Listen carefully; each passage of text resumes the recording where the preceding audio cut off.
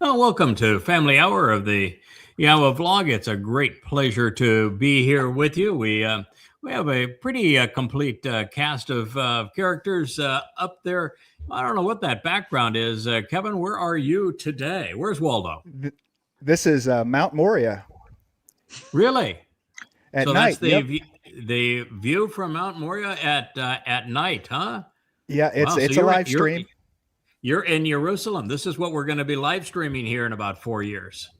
Absolutely, we're going to have the best stream from Jerusalem. Yeah, absolutely. We are. I don't know which service we're going to use or any service at all. It could just be Yahcam. Yahcam Right? on every cam. This would be really spectacular. I like that background for you. That's thinking ahead. And Kirk, you definitely look better than I think you feel. Ain't that the truth, huh? Dr. Jeff, what's happening, man? We're just chilling out, and basically the grill is going to chill and keep out of trouble and enjoy the Shabbat. The grill is going to chill. Absolutely. And you're at home, so this is nice. You're not going to be called in to save somebody's life today. No. It'll be somebody else dealing with it. Excellent. JB, you're in a stormy night. I understand that you are under a tornado watch even. Yeah, till 10 o'clock tonight. Although if you work looking outside right now, it's clear as day. So. Oh, okay. So in your conclusion is that brains are awesome. Oh, yeah. Yeah. Wish everyone had one. You know, what's the sense of being a geek if you can't act like one, right? Yep. I am all for that. I completely agree. And Will, what's going on in your world? Not a whole lot. Real busy today, but I was able to prepare a little bit for the show, do a little reading and reciting. It's I think it goes a little better if you prime the pump beforehand a little bit. Yeah, that's why I sent you the update. It's, boy, I tell you what, in about 3 or 4 shows, when we get to the there's an interesting narrative in there that I think is going to blow everybody away. It's been a pretty interesting day today as I tracked down the evidence in favor of something that it was inspired to see, and we'll get there in a few days. We have Perry here. He'll be in and out of the Leah chair, so that those who don't know, but our little Cara, who is this guy's right here's girlfriend, mail order bride. So you did it through. You came from East Texas, I think. She came from, what was it, Arkansas? I think. Anyway, she was spayed over yesterday, and so she's a little sore and tender, and so Leah slept or didn't sleep, but hung out with her on the floor, trying to get her through the night because she does not do pain well, and Leah doesn't do. I didn't sleep at all during the night very well. So Perry may slip into the Leah seat sometime during the program. What we're going to go to today is the website, and in just a moment I'll begin talking about it. But before we do, I think we do need to address the realization of what's happening in Israel with the Iran War 2.0. It really is a exceedingly sad situation from my perspective. What's happening? I not that I have any influence in Israel at this point. That's going to change, but I begged Israel not to do this. There was nothing to be gained and so much to lose. And Israel was belligerent. They went in and assassinated not only a leader of a country, but the religious leader of the country. Rather than prompting the regime change they thought that they were going to get because the Mossad and CIA sponsored protests in Iran. You could just tell from the protests. You didn't have to be a genius to recognize that, they had 1,000 here, a few thousand there. But when there were pro-government protests or rallies, there were hundreds of thousands to 1 million people that would show up for those.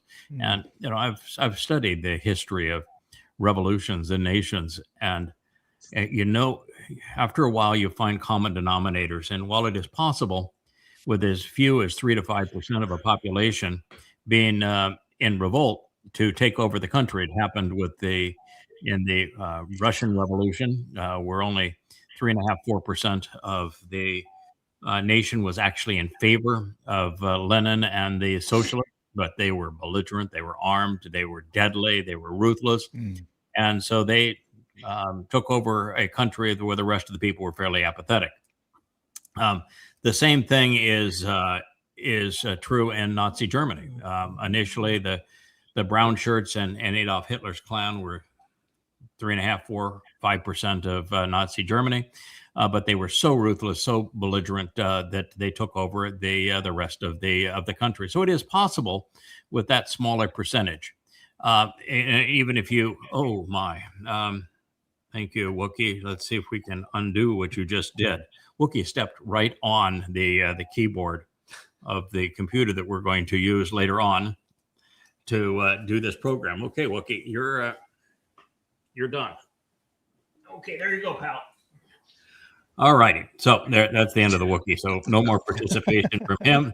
He's got other things to do. His girlfriend is back from the hospital, and he wants to be there beside her, I suppose. We even had a Wookiee. This is Wookiee's drink glass so that he could have his without him his own without him drinking my my cappuccino. So there you go. See you later, Wook. And there's a lot of reasons that I begged Israel not to do it. And one was that I knew there was zero chance under the circumstances that we were watching, there was going to be regime change. And, listen, I think I've had as big an influence as anybody can have on Iran. When I wrote Prophet of Doom, by far the highest readership per capita was in Iran. Knew nothing anywhere close to it. And I got constant emails from Iranians saying that book changed their lives. And we went from a situation where about 95% of Iranians viewed themselves as Shia Muslims to, if you take internal polls of Iranians now, it's only about 40% that perceive themselves to be Shia Muslims. And Prophet of Doom made a huge difference in all of that. So I've had an influence there.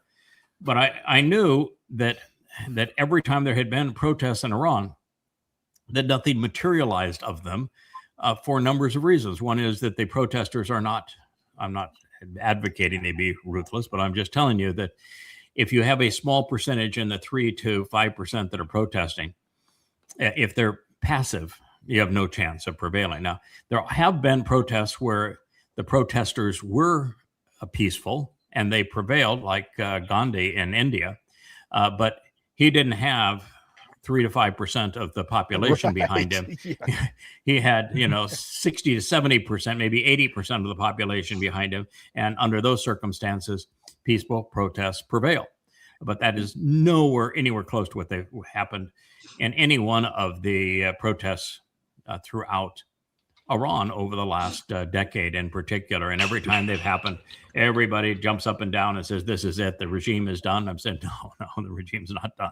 And that was part of it. The other half of it is that if you're going to have a successful protest, you have to have an alternative. Mm-hmm. You have to have something you can rally around. It can't just be, we don't want what we have. It has to be, we don't want what we have because we want this alternative. There is no alternative in Iran.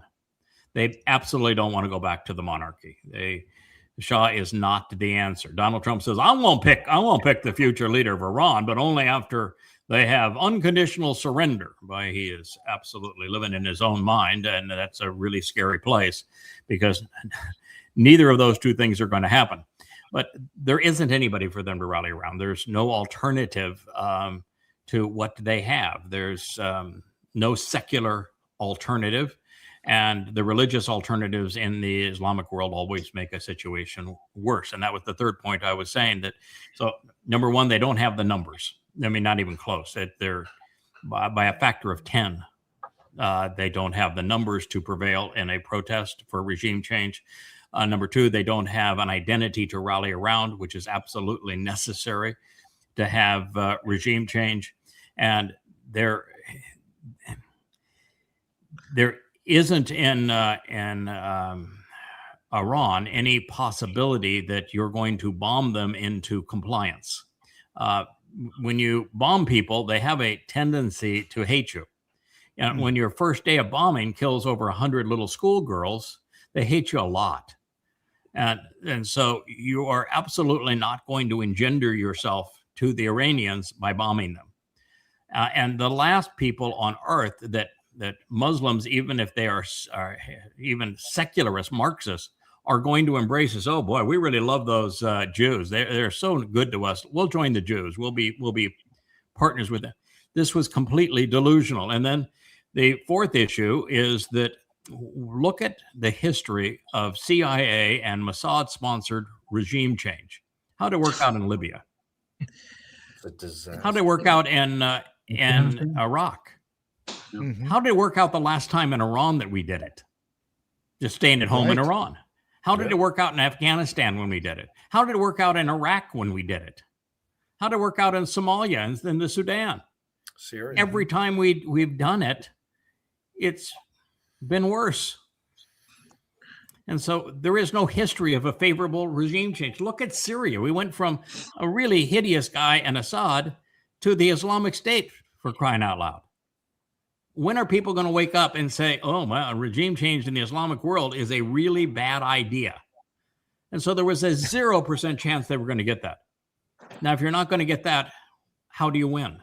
How does bombing cause you to win in a country the size of Iran, which is the size of Western Europe, with almost 100 million people? What are you going to do? You're going to bomb the whole country into oblivion? Can't do that. No. Are you gonna take out Tehran so it becomes a parking lot? Are you gonna kill 3, 4, 5 million people? No, you can't do that either. What are you gonna do? You can't turn it into Gaza, and that didn't work for you either. There is no way to prevail. You cannot bomb a country into submission.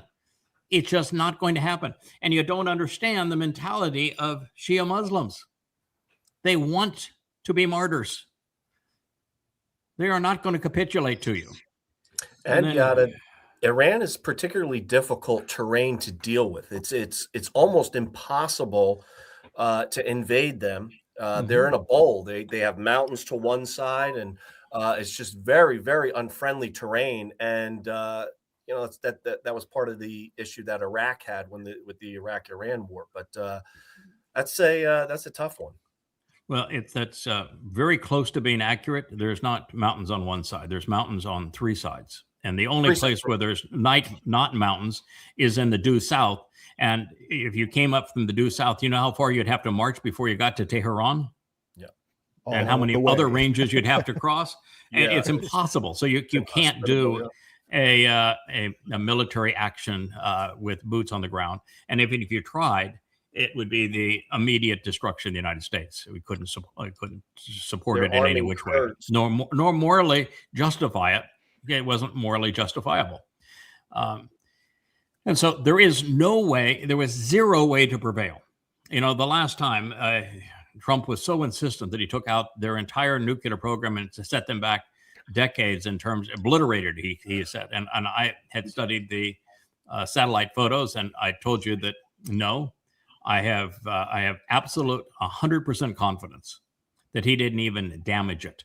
That 100% of Iran's 60+% of fissile purity uranium still exists, and that they could complete a bomb really at any time of their choosing.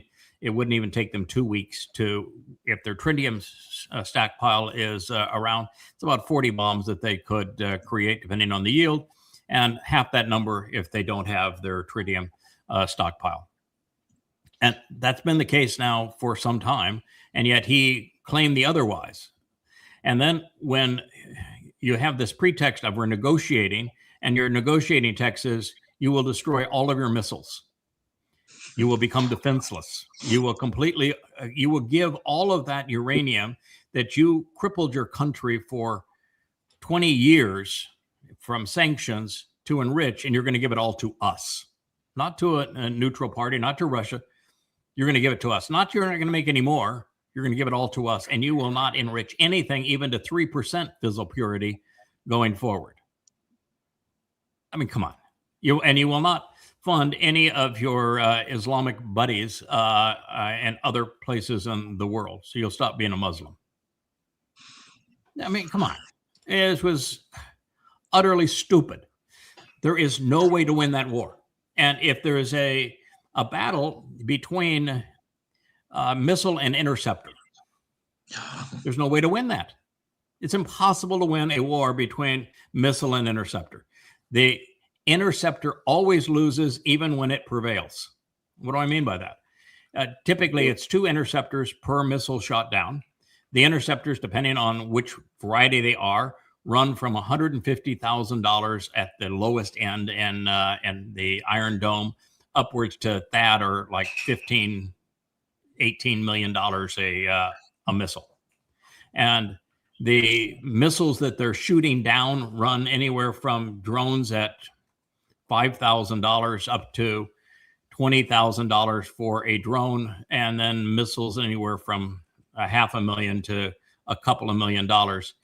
You will always, economically, you lose 100% of the time in that war. And then there's also the problem of the interceptors are in low supply, and in 2 weeks' time, you could go through the entire supply of interceptors, and it would take years to reestablish a new supply. All the while, here come the missiles.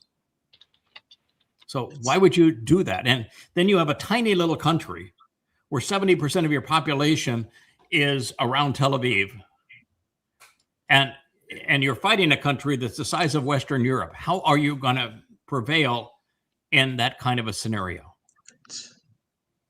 I mean, it just was utterly stupid.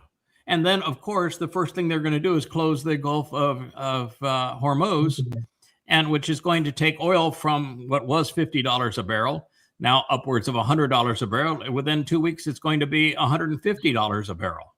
Sure. Oh, were you out of your mind? You're going to cripple the world economically. And then, Iran has taken 3/4 of their missiles, and they have shot them at America's allies in the Middle East that are not Israel. I mean, 3/4 of those missiles have gone to places like Bahrain. You know why they're going to Bahrain? Because that's where the Fifth Fleet is. That's where almost all of the America's coordinated assets are. The first day they took out our primary defense systems in terms of the radar systems for THAAD and guidance. I mean, this was so stupid, and every aspect of this was knowable before the war started. The only thing that I missed is I told Israel that because of the fact that in the last war, they took a favorable Israeli party and a neutral Israeli party, and we turned them both into enemies. And they now happen to be 2 of the 3 most powerful countries on Earth. The economic engine of the planet, and probably the most sophisticated military on the planet at this point. Prior to attacking Iran, Israel had a very good relationship with Russia. The Russians always listened. They made accommodations. Not anymore. Now Russia views Israel as an enemy. And because of the fact that Russia has been forced into accommodating Iran because of U.S. sanctions, and because Israel has sided with the Ukraine against Russia in that war. And China went from Israel's second largest trading partner, very close to the United States, and the operator of its ports and a number of other things that are really huge with China, and turned China into an overt enemy because it gets 40% of its oil from Iran. And so you turn those 2 countries into enemies. That's really stupid. That means that now you're a vassal of Donald J. Trump, which is what Netanyahu achieved. And Donald J. Trump, as we proved in this last program, is Rahab. He is the great betrayer. He is Satan incarnate. No question about it. The prophets have spoken. They're never wrong. Israel has become a vassal of Satan. as a result of turning the rest of the world against it. And they already had antagonized the world to the point of complete isolation because of the destruction of Gaza. Now, I will never say destruction of Gaza in a vacuum. The Muslims antagonized them into that war on October 7th. But the response was not smart. The response actually was suicidal for Israel. Destroying Gaza destroyed Israel. And so you can't follow that up after you've destroyed Gaza with starting another war against Iran and bombing its capital. Everybody that's anybody is condemning Israel. This was utterly suicidal with what they did. So I begged them not to do it. And now here they are spending their nights in bomb shelters, and they're under the attack of cluster bombs. I don't know if you've seen those, the cluster munitions, but oh my God. And that was foreseeable. I mean, the Houthis shot cluster munitions. I've posted the pictures of the Houthis cluster munitions. It's the same ones. And you can't say, well, this is uncivilized and in vile war crime, because guess what the United States did in Afghanistan and Iraq? Tons and tons of cluster munitions against civilians. So, you put it all together, and it's a pretty damn big mess that they made. And now Trump is saying that he wants to negotiate an end to the war. And then, and that's one statement. The next statement is, I will only accept unconditional surrender. Right. Yeah. Mm-hmm. What I had not seen is there's two things I did not see. One is I expected China and Russia to engage in the defense of Iran, and they didn't. And so I'm saying, why? And I think that the answer is fairly straightforward. Yeah. They've already negotiated deals with Bahrain and UAE and Kuwait and Qatar and Saudi Arabia to do business with them in terms of oil and gas. And they recognize that if the United States destroys itself over the Iranian war, it's a double win, because they not only kick the United States out of its bases in the Middle East because of all of this, prove the United States is a villain and can't be trusted, which is exactly what they want, but they destroy the petrodollar because none of these nations are going to honor the petrodollar anymore, and they move in as part of BRICS into all of these relationships. It is advantageous for China and Russia to sit it out. Russia now has oil, which runs its economy, selling at 3 times what it previously was.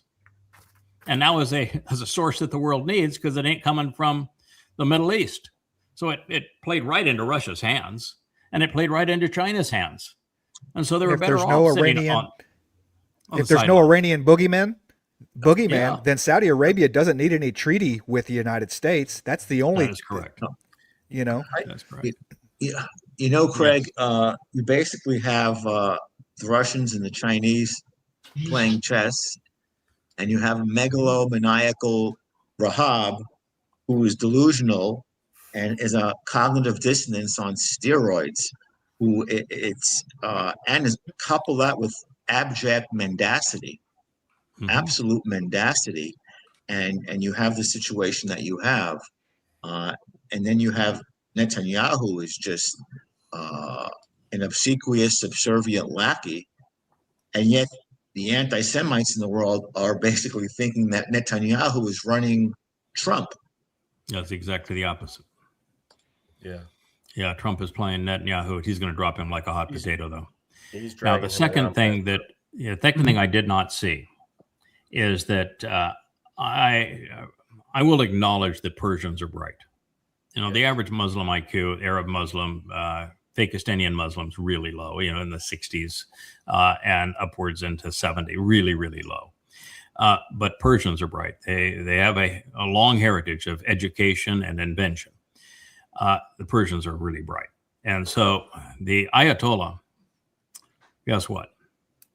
He did what the Russians did.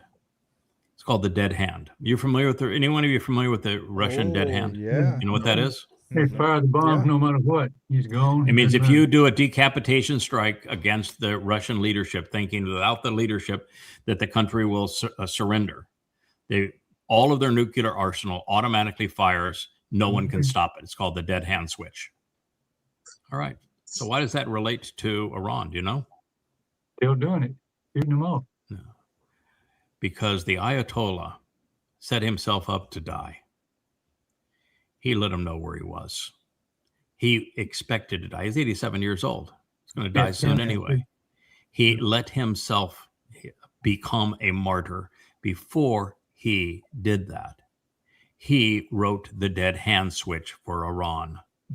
He told every operator in the government and in the military of Iran, these are your orders. They do not change under any circumstance. This is what happens when they kill me. This is what you do. It is the dead hand switch. Not only is there no one to negotiate a surrender with, which will not happen, or even a ceasefire with, there's no stopping the war. He made certain that if the U.S. attacks, Iran wins, and he knew that Iran would win, that the U.S. bases would be unusable, that the petrodollar would crash, that he would destroy Israel. And so he outsmarted everybody. He set himself up to die with a dead hand. You got played again, Israel, just like you got played on October 7th. I know that sounds terrible. They came in, the Muslims did, and they raped you, and they plundered you, and they committed acts of mass murder, screaming Allahu Akbar. They did it to play you. The purpose was to get you to attack and destroy Gaza, because when you did that, they could isolate you from the rest of the world and claim that you were crazy and genocidal, and their plan worked. They have average IQs that are sub 60. Yours are average above 115, and they played you, and you lost. And now you did it again in Iran. Maybe it's time for a new leader, Israel. Dowd. What are your thoughts, gentlemen? Well, Going back, Israel's not going to. Go ahead. No, go ahead. Kirk, go ahead. No, I was going to say, you know, we have been here a long time and know the script. We know what you've said. We know what Yahweh said, what the prophets have said. So it's not a surprise. We were anticipating a lot of this. You told them what to do when they invaded, when the Gazans decided to come and invade, and they said, I thought that was brilliant. I said, just hold hostage to their temple and their thing on Mount Moriah and just blow the sucker up. Yeah, I gave them a five-point plan on the morning of October 7th, 2023. I composed what was a 100-page open letter at war with religion to Israel, told them exactly who their enemy was and who the enemy was not, and precisely how they could conduct themselves to prevail. And in addition to telling them what they could do to prevail, which would have worked, I told them what they were going to do and why it would fail. And I did it all on October 7th of 2023. And if you want to read it, it's all there for you to read in volume 1 of Goddamn Religion. Go to YadaYah.com, go down to the bottom, you'll find the Goddamn Religion series, open bottom, volume 1. Go to the At War with Religion chapter. That is that open letter. It tells Israel exactly what you needed to do to prevail after Alaska flood and why that would work and what you I predicted everything that Israel would do and why it would fail. And guess what? All turned out that way, didn't it? You know what's distressing, Craig? You know what's very distressing is that the Muslim world, using the face of the Hamas, used with their low IQ, the Khaybar paradigm, whereas Yehudim, with their lofty IQs, got played again and out-cerebrated by the Persians. Yeah, the interesting thing is that in goddamn religion, I cover every moment of Muhammad's life. Every moment. I set everything he said and did into the context of the Quran. I reorder the Quran chronologically, and I set it into the context of Muhammad's life using the Hadith. And one of the most vivid episodes is Kabar. When we started the Yahowah blog, it was one of the first programs I did. And today, around the world, Kabar Yahud. They're reminiscing of Kabar. October 7th was Kabar. It was an early morning attack by Muslims against a farming community of Jews.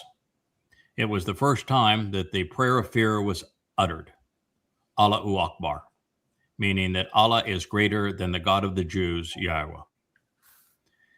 And every aspect of it, the murders, the tortures, the rapes, the plunder, every aspect of it was identical. And yet, because of the universal ignorance of Jews to their enemy, they not only let it happen, they watched it happen, they were paralyzed as it happened, and they've had no clue how to respond to it since. This is where we are. This is why we're 70 some odd days from the time of Israel's troubles, and there's no solution at hand because Israel didn't listen. And Israel might say, who are you? You're a goy living in an island in the middle of the Caribbean Sea. We've got our IDF, we have our Mossad, we have our Shin Bet, we have our IDF intelligence, we have our political parties. We have a country where every man and woman serves in the military. We live in the midst of this. Who in the hell are you to tell us what to do? How's it working out for you? Yeah. They low YadaYah.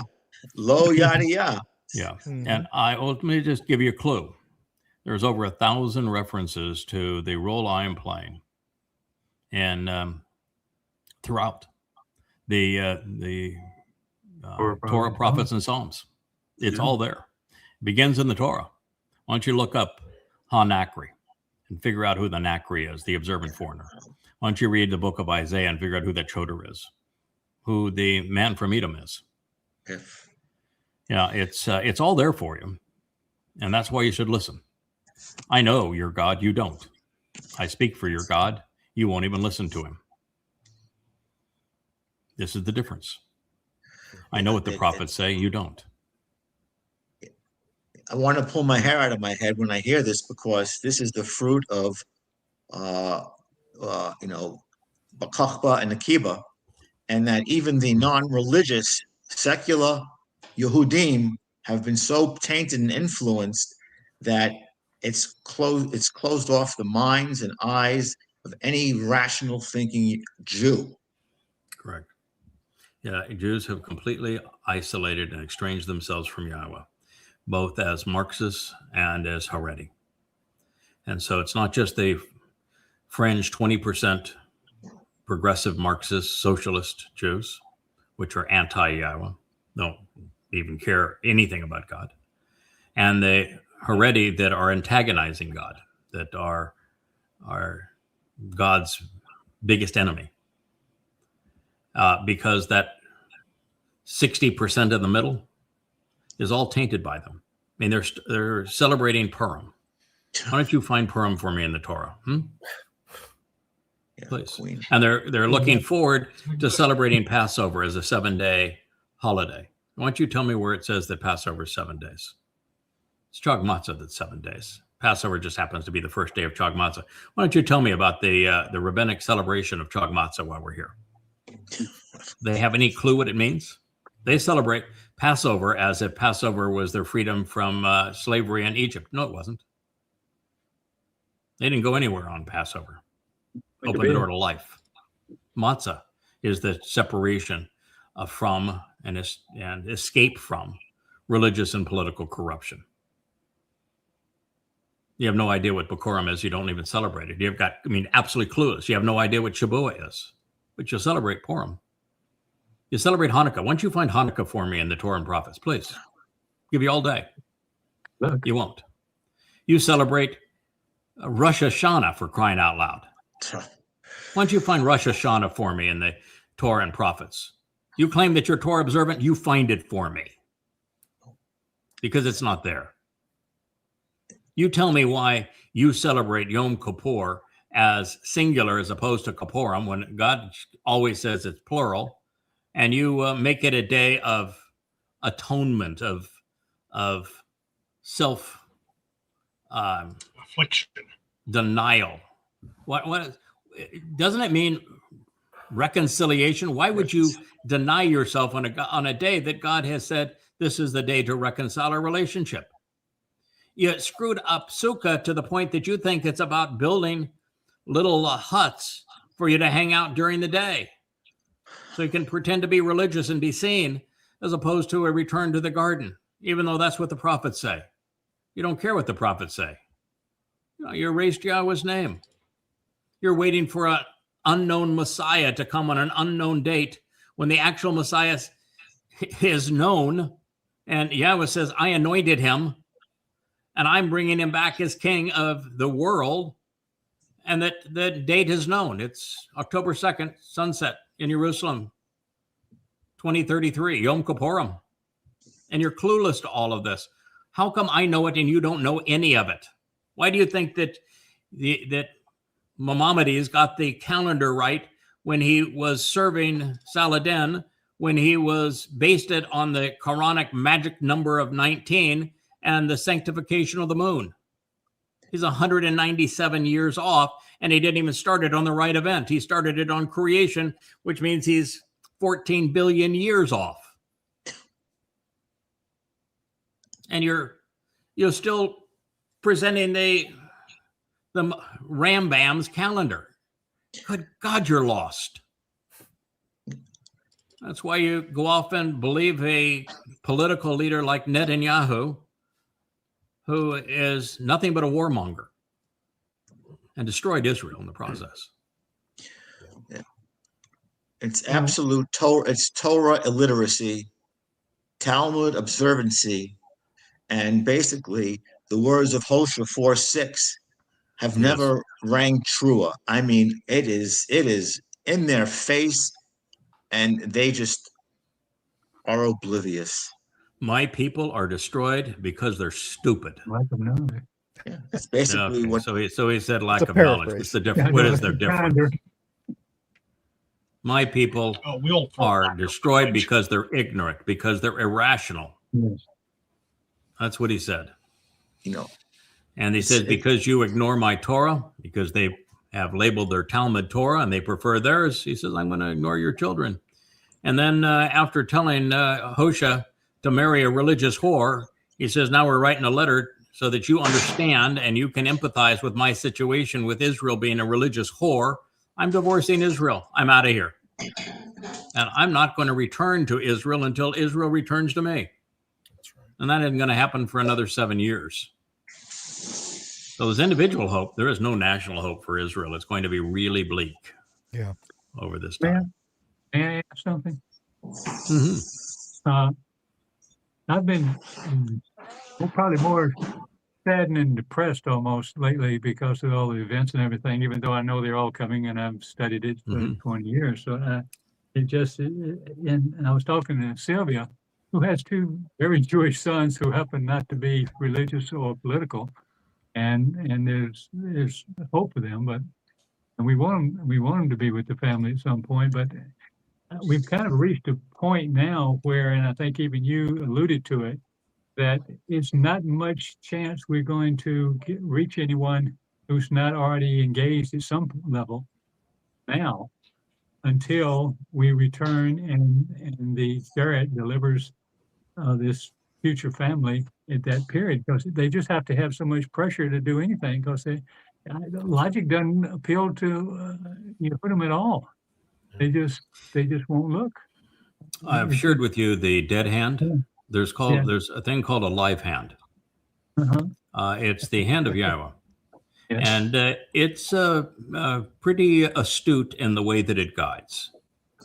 Sometimes the one that it's guiding doesn't pick up on it as quickly as he should, but sometimes people around him pick up on it a little faster than he does. In the case, the guy with the nifty gray beard at the top, he was the one that picked up on it sooner than the rest of us.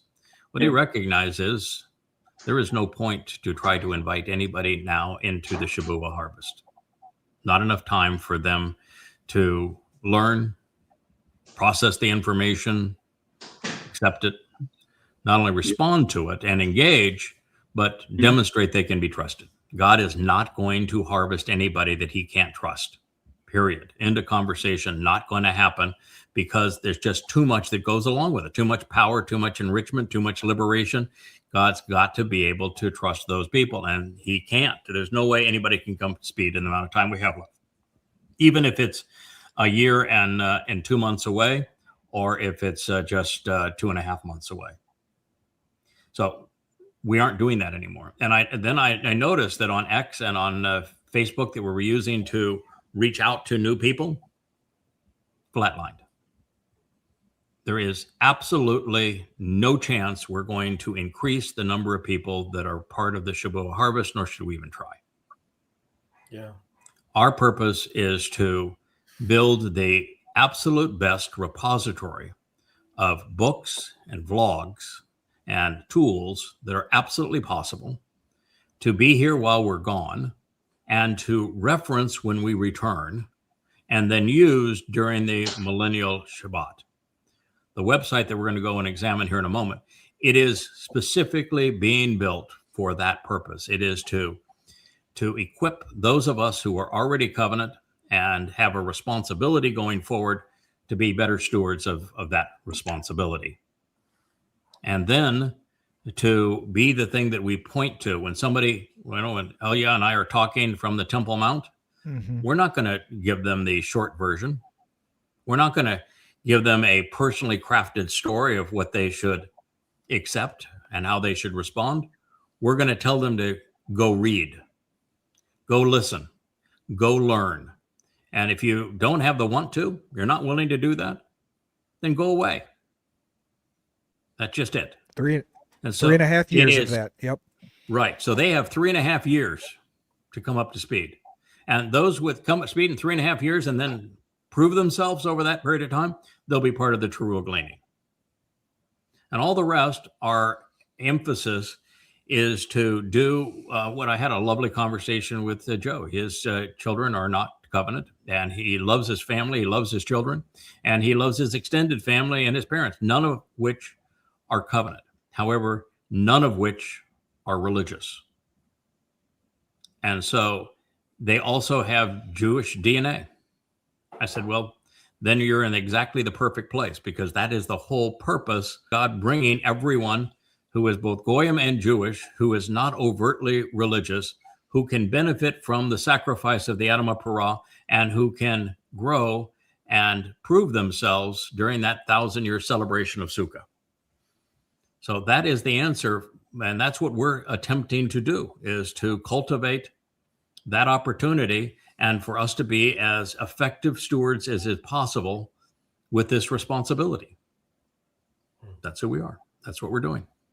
That's why we're going to go through the website as it is now, and then we're going to talk about the website as it will be going forward, because that is that's our home, and it's important that we know that. And I've talked about this in a number of programs. I could not be happier with the frustration that we have experienced and the hostile environment, the hatred really that we have on X and Facebook, where Grok literally despises what we have to say on X and makes certain that no matter how many posts you have, no one will see them. And no matter how many people you're following, you will never see their posts. They have turned X into a total waste of time, but it's worse than that. It's like diving into a cesspool while accomplishing nothing. You can't even tread water in that cesspool. And on Facebook, completely ruined. Can't say anything.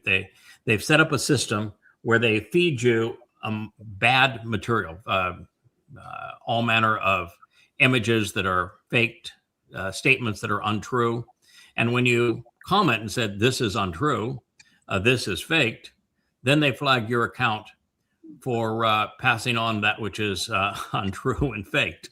It's a lose-lose scenario. So, but it's okay. In fact, it's better than okay, because there was no advantage of being there other than in both places amongst the covenant family, we had communication, and it's nice to be able to communicate one another with one another in covenant. So we're going to replicate the communication ability on the website. We're going to have a better version of X and Facebook on our website for our family, and it doesn't exist for anyone else. That's the purpose of it. And it's to equip us, and you'll be able to take the images. You want to solicit a friend, and the invitations that are there, the posts that are there, you'll be able to click on any of them, save them, attach them, send them to friends, whatever you want to do with it, and reach out that way, or invite people to the site. So there is that is where we're headed, and it makes so much more sense to be there and not throwing our pearls before swine. One of the challenges on being on X and Facebook is you are surrounded by so much disgusting material from the conspiratorialists, from the Twistians, from the MAGAites, from the Marxists, from the Muslims, that when you realize that you're surrounded, from the anti-Semites, that you are surrounded by so much hostility, that one of the responsibilities to be part of the covenant family and be with Yahowah is when you're surrounded by hostility and it enters your presence, you have to respond to it. That is our responsibility. And so when somebody says, Jesus is the Lord, I got to say, no, Jesus never existed. He is nothing but a crude counterfeit and a complete and utter fraud. And so you have to respond to it, but why? What's the point? Because the person you're responding to is not going to accept the truth, and it has no value. So we just need to get out, and the getting is good, and so we're going to continue to use the sites like YouTube, Rumble, and others, where we can present long-form videos and also shorts, and our shorts are going to be for those sites to use as promos and to attract an audience. That's the purpose of the shorts, is to longs never go viral, but a short can. Is we use the shorts to go viral on those kind of accounts, and we use the longs to educate on those accounts, and then we can bring for the family all of that experience to the website. So that's the plan going forward, and I'm certain that it's the right one, and I'm very comfortable with it. In fact, I don't think I've ever been more relaxed in the whole situation that I'm in, because it's just a perfect scenario for us at the absolute right time. Kevin, you were going to say something earlier, and you surrendered the floor to Kirk. Sorry. No. Oh, we were way past that. But Netanyahu's not going to step down. He's in the same position Trump is. If he's not the prime minister of Israel, he goes to jail. So there's no way that he's stepping down. He's also ready to bomb Khan Yunis, I think, Beirut. He wants to destroy it like they did Khan Yunis in Gaza. He has openly said that that's what they're going to do, which is, how do you double down on that insanity? Absolute, yeah. By being possessed. Absolute insanity. Yeah, they're bombing Beirut, and while bombing Iran, and because Iran doesn't have air defenses, it's no really different than bombing Gaza into oblivion. I mean, everybody is coming to hate Israel, and Israel saying, "Oh boy, we're protecting the world from these terrorists." There's no such thing as a terrorist. A terrorist is a tactic. You're either fighting the source, the cause of that tactic, or you're fighting a symptom. It's not, you don't not terrorism. you don't it's cure Islam. malaria by taking down the fever. That's a symptom.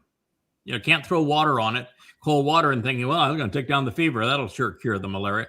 That's like what it is to say I'm against terrorists. It's a tactic. It's not an entity. So it is a very sad situation they're in. I think I also stepped on you one time, Will, when you were going to make a point. Did you recall what it was, or did I talk too long? Well, going back a little bit, just with China and Russia, I think what the plan with that is they are just, I don't know what the axiom is and where it's from, but, never get in the way when your enemy's destroying himself. And so they are content to sit back and watch Donald and Bibi mismanage all this. They will mismanage it. There's just no question about it. And so there's probably nothing left in Iran that they really want to save, and so they'll wait. Yes. I think it's like what China and Russia did with Venezuela. There was no reason to intervene. The United States accomplished nothing. We kidnapped a head of state. We played pirate on some tankers. We don't control Venezuela. We don't occupy Venezuela, and we're getting nothing from Venezuela. And they said, "Oh, go ahead, let the United States destroy its reputation in the world." All they're doing is proving that they can't be trusted. Yeah. And in fact, the Supreme Court just told Trump he has to repay the tariff that he's collected. Man. And then you had all the Republican senators actually vote in favor of this war. They own it. They own it now. Yeah. Yeah. Especially your ex friend there, Lindsey Graham. He's not my ex-friend. My friend was his partner, who I knew before he did the stupidity in Ukraine. I knew John McCain quite well. We were good friends. I misspoke. I mean that I support what John McCain did in Ukraine. I think that was hideous, and millions of lives have been lost. Lindsey Graham, I've always thought is a skunk. I think that he is the devil's advocate. Gotcha. Yeah. Thank you for correcting me. I will say that the website now, what Joe has done is beyond amazing, and that this is a legacy and a conduit to life, eternal life, for those who are willing to take the narrow path, do the work, and open their eyes. It's there. And that's what this is all about. Yeah, I think so too. JB, you were making a comment? I just said the Republicans have never met a war they didn't like. I'm going to correct you too, just as I did JB, and I'm or Dr. Jeff, and it's and Dr. Jeff, your point was correct that Lindsey Graham is a snake, and that was your point. He's just not my friend. He's just a snake. The interesting thing is, if you study American history, it has typically been Democrats that get us into wars and Republicans that get the U.S. out of wars. Trump has certainly flipped that considerably, where now he is engaging the world in war, and there is no way out of this one. He's trying to sue for a ceasefire while he's saying, "I'm demanding unconditional surrender." Now, he's egomaniacal enough, JB, that he could create his scenario by himself saying that he's surrendering on behalf of Iran. Yeah, he would think so, and that he is appointing the new leader of Iran, and at the same time declare that he has solved yet another war. This will be the 9th war that he has solved. Well, he surrenders on behalf of them. But I think he's that. If at first you don't succeed, just redefine success. Yeah, it is. It is an exceedingly sad overall situation. But yeah, the history has actually been that the two things that you would think would be different, but they are true. That it's typically Democrats that get America into war, and it's Republicans that get America out of war. Now that's not consistent. George W. Bush and both George Bush 1 and 2 turned out to be warmongers, and the wars they fought were exceedingly counterproductive and made things much worse. Bad situations turned much worse, and Trump has been the same way. So recently, it has definitely changed, and I don't think there is a Republican Party anymore. I think even to use the term Republican is misguided. There are MAGAs, and there are people who once thought themselves to be conservative that have no say, and they have no party. And the only reason the MAGA survives is that the Democrats have gone so socialistic, so Marxist, and so out of touch with the world, much less America, that they aren't a challenge to the idiocy of MAGA.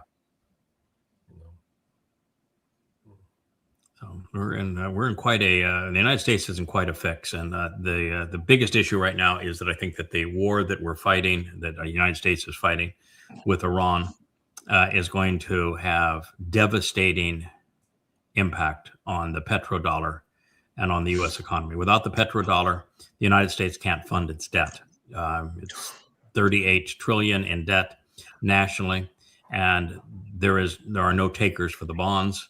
And the only way that we create the illusion of solvency is that the quantitative easing, which is to create the illusion of money, simply to inflate the money supply, that gets lost when people need to own dollars. They suck up those imaginary printed money for trade. But the United States position as a reserve currency is dwindling very rapidly. And now it hinges strictly on the petrodollar. And Saudi Arabia already made a deal to sell oil to its largest customer, China, in yuan, and is an unofficial member of BRICS. And this war will push Saudi Arabia over the edge. So it was devastating economically to America. All of these nations. Look at Kuwait. They shot down 3 American F-15s. Right. I mean, they shot down 3 American F-15s. Mm-hmm. Oh, it was an accident. Okay, yeah, sure. By the way, with American Patriot missiles. Mm-hmm. Not so You friendly can't make this, fire. yeah, you can't make this stuff up. Yeah. It's Pretty sad. All right, what I'd like to do is, I think when we're doing this, unfortunately, your handsome faces are going to be covered up for a moment. You can still chime in, and I want you to chime in. So please talk over me as even I'm doing the narrative. But we're going to go take a look at the website. I want to walk people through our future home.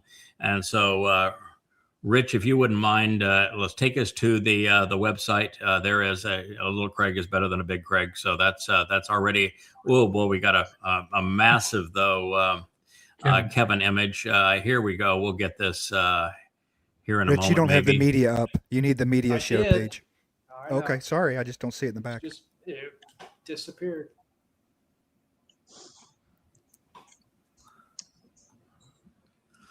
Okay, we'll see if we can get There we this going here in just a moment. All right. This is, as of today, the YadaYah website. And as you can see, we have new categories here. We're going to add a number of categories additional to this, but let me just talk about, and we'll go to, and we'll explore some of these things in a moment. You see there's a vlog category that didn't used to be there. There's an invite category that didn't used to be there. Soon, there is going to be a chat category, a chat link that's going to replicate the experience on X and on Facebook without the cesspool. So we'll be able to communicate with one another through it, and we're going to add an Ask Yada, which is an AI search. I think it's going to be coordinated through Claude. Rich and Joe are working on that, so that we'll have an AI capability within the site, and there's a series of other things that are being added here, but a lot of new functionality coming. So let's just kind of walk through some of these. Let's click on books if you could, Maestro. All right. So on the books, you can just thumb down and we'll come back up to the top. You can see that every book here, all 35 of them are presented.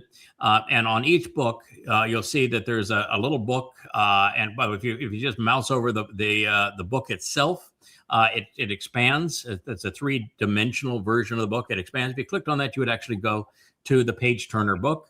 You can click on one. We'll just show you how that works. You go to the page turner book. Once you go over to the page turn on the far right, over my image. Yeah, click that a few times. Yep, there you go. Click one more time. There you go. So there you are starting the book. And over here, if you wanted to go to a particular chapter, you could. And down below, we're going to do a program with Joe here and within the next month, where he's going to explain every one of those features at the bottom. But typically on these kinds of things, you can't copy and paste material. We've made that possible. We've made it possible for you to have a bookmark. We've made it possible for you to go to a print function, a search function. So many other options are available to you, and you can change the text size. There's so many things you can do, and we will expand that capability. Let's go back to the menorah on that side there. Menorah, okay, that'll take you back. So this is the site. You can also click on one of the Amazon links there. Takes you right to that series on Amazon. You can purchase the book if you want to buy it on Amazon. So you can read it free with the page turner in its entirety. Let's go back again. But this takes you directly to Amazon. And then that bottom link, that's the sign of a PDF. You click on the PDF, and it brings you to a PDF of the book, which is the old way that they were all presented. And so in this version, you can just go through the entire book on your phone or on a computer, or however you want to go, and you're reading the book as a PDF.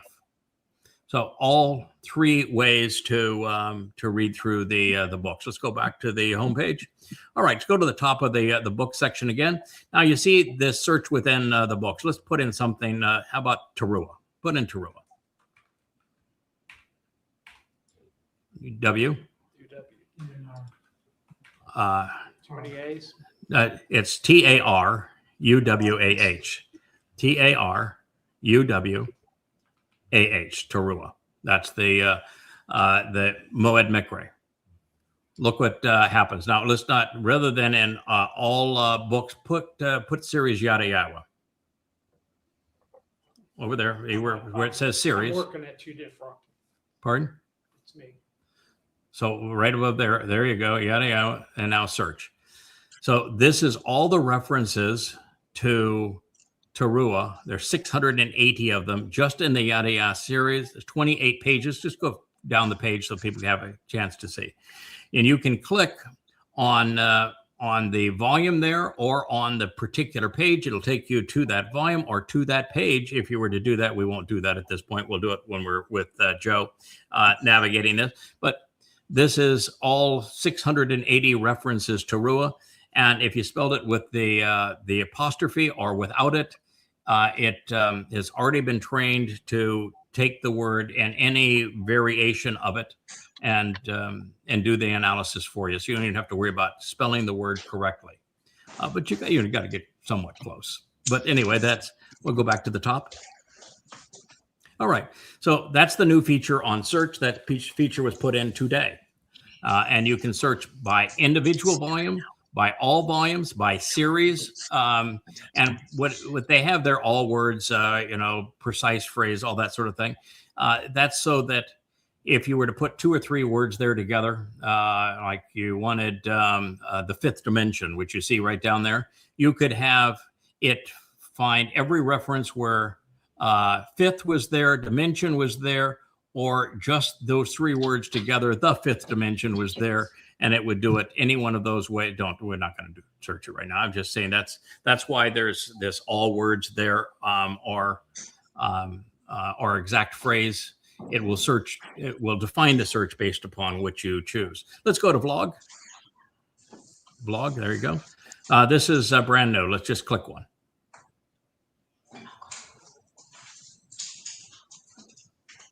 Okay, didn't like that. I don't know what the reason was, but click. There you go. Okay, click it again. Okay, jump ahead a little bit on the bar.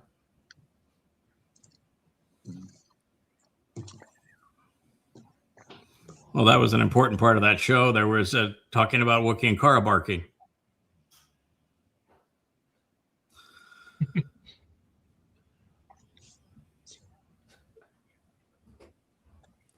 a life lesson there in the midst of the show.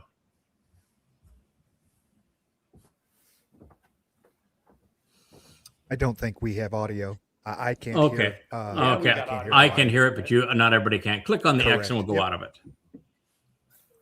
All right. So this is the vlog. What's going to happen here that's going to be slightly different going forward. You can go down to the bottom, scroll down the bottom of the page. What will be different? You see there's 66 pages there of this many vlogs per page. It's a lot of daggone vlogs. It'll be over 1,000 of them.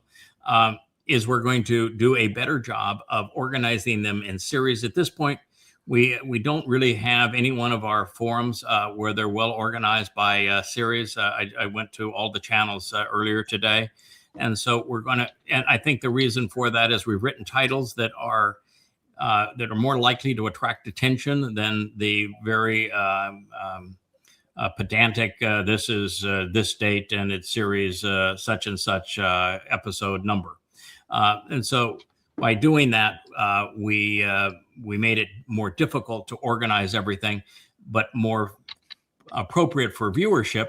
And so we're going to have a hashtag system that also presents them by episode and episode number, and a series and episode number, and they will all present so that every series of Messiah and Son will present in order. Every final word picture, every in the garden, every Dowd is the one. They will all be categorized by the series and the episode number, and that is what we're going to work on. So it'll be a little bit of work to get that all done. All right, now go back to the top. All right, click on blog. All right, go on down a little bit. All right, click. Oh, whoa, go back up. Okay, click on the picture of the Donald right there. Now, if you bring anything up, see what you see is to the right. This is a blog by Donald, and I said, who made Trump God? Does Trump believe that he is dictator of the world? Does the Donald have a Der Fuhrer complex? He said that he is going to appoint the new leader of Iran, and that only he can appoint the new leader of Iran. That's pretty weird for a guy with comb over hair and orange makeup, isn't it? But nonetheless, that's what he said. So look at that. Now go click the next arrow. And here is a post where I think it was the Wall Street Journal did, and the Wall Street Journal said that there is a remarkable skepticism in the media about the Iran war, suggesting that the media and journalists think that the U.S. is losing it. And so I ended up, no kidding, Sherlock. And so it's a beautiful presentation where we have, I think, a better presentation of the image and a better, clearer presentation of the commentary so that we can keep our community up to speed with what's happening around the world. Click another one if you wouldn't mind. Here is the ongoing destruction, right? Of course, Trump says that Iran wants to make a deal to end the war. But the UN, when he says that Trump, that Iran wants to make a deal to end the war, no, they don't. And there is no one in Iran saying we want to make a deal. So what Trump is saying is we need to make a deal because we can't continue to fight this war and that we can't win this war. So we need to make a deal, but there's no one to negotiate with. So now what are we going to do? Click the next one.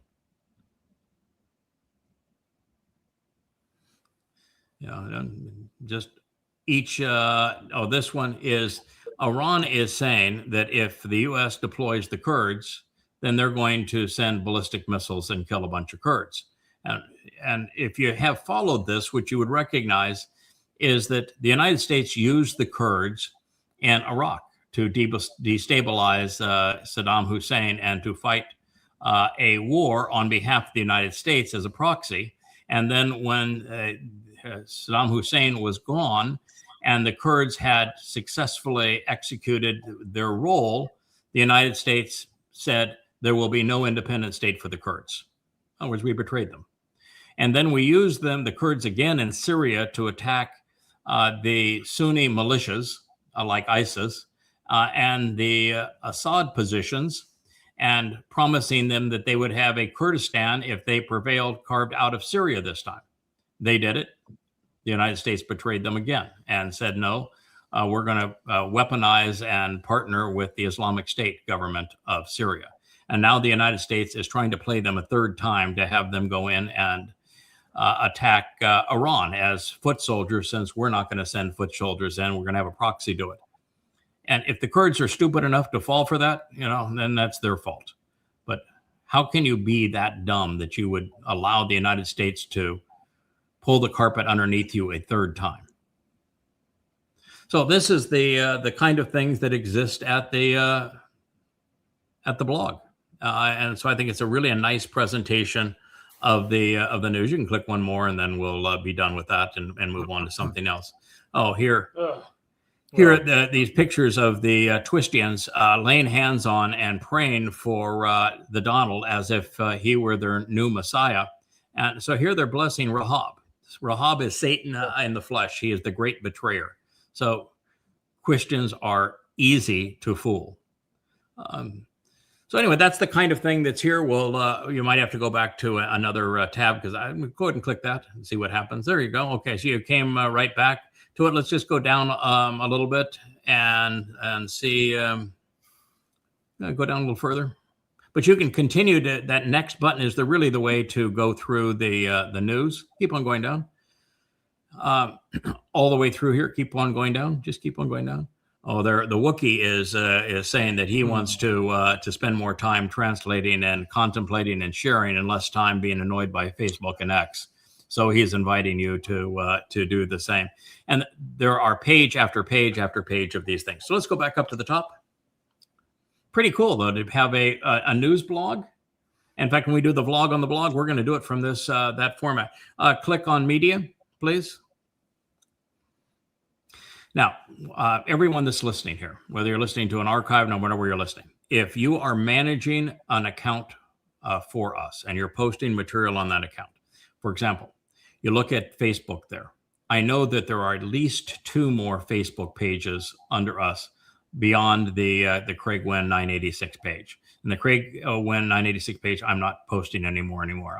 I use the YadaYah Facebook page to feed our website, and then there's the group account of YadaYah.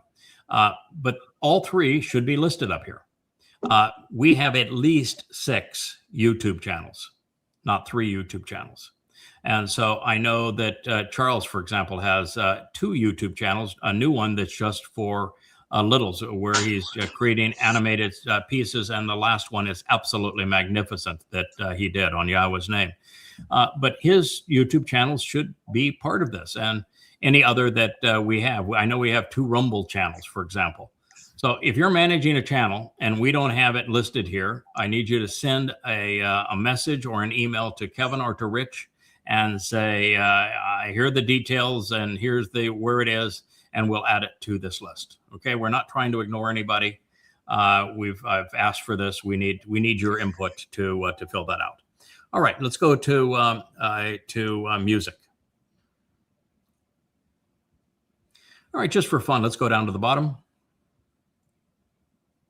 I want you to play Sukah. Sukah is the one where, and if you don't have any audio, I know we do, but you should also check. Well, yeah, see, it's not playing, is it? Not yet. So oh, there it is. If we don't have audio, we'll cut it short. Just let us know.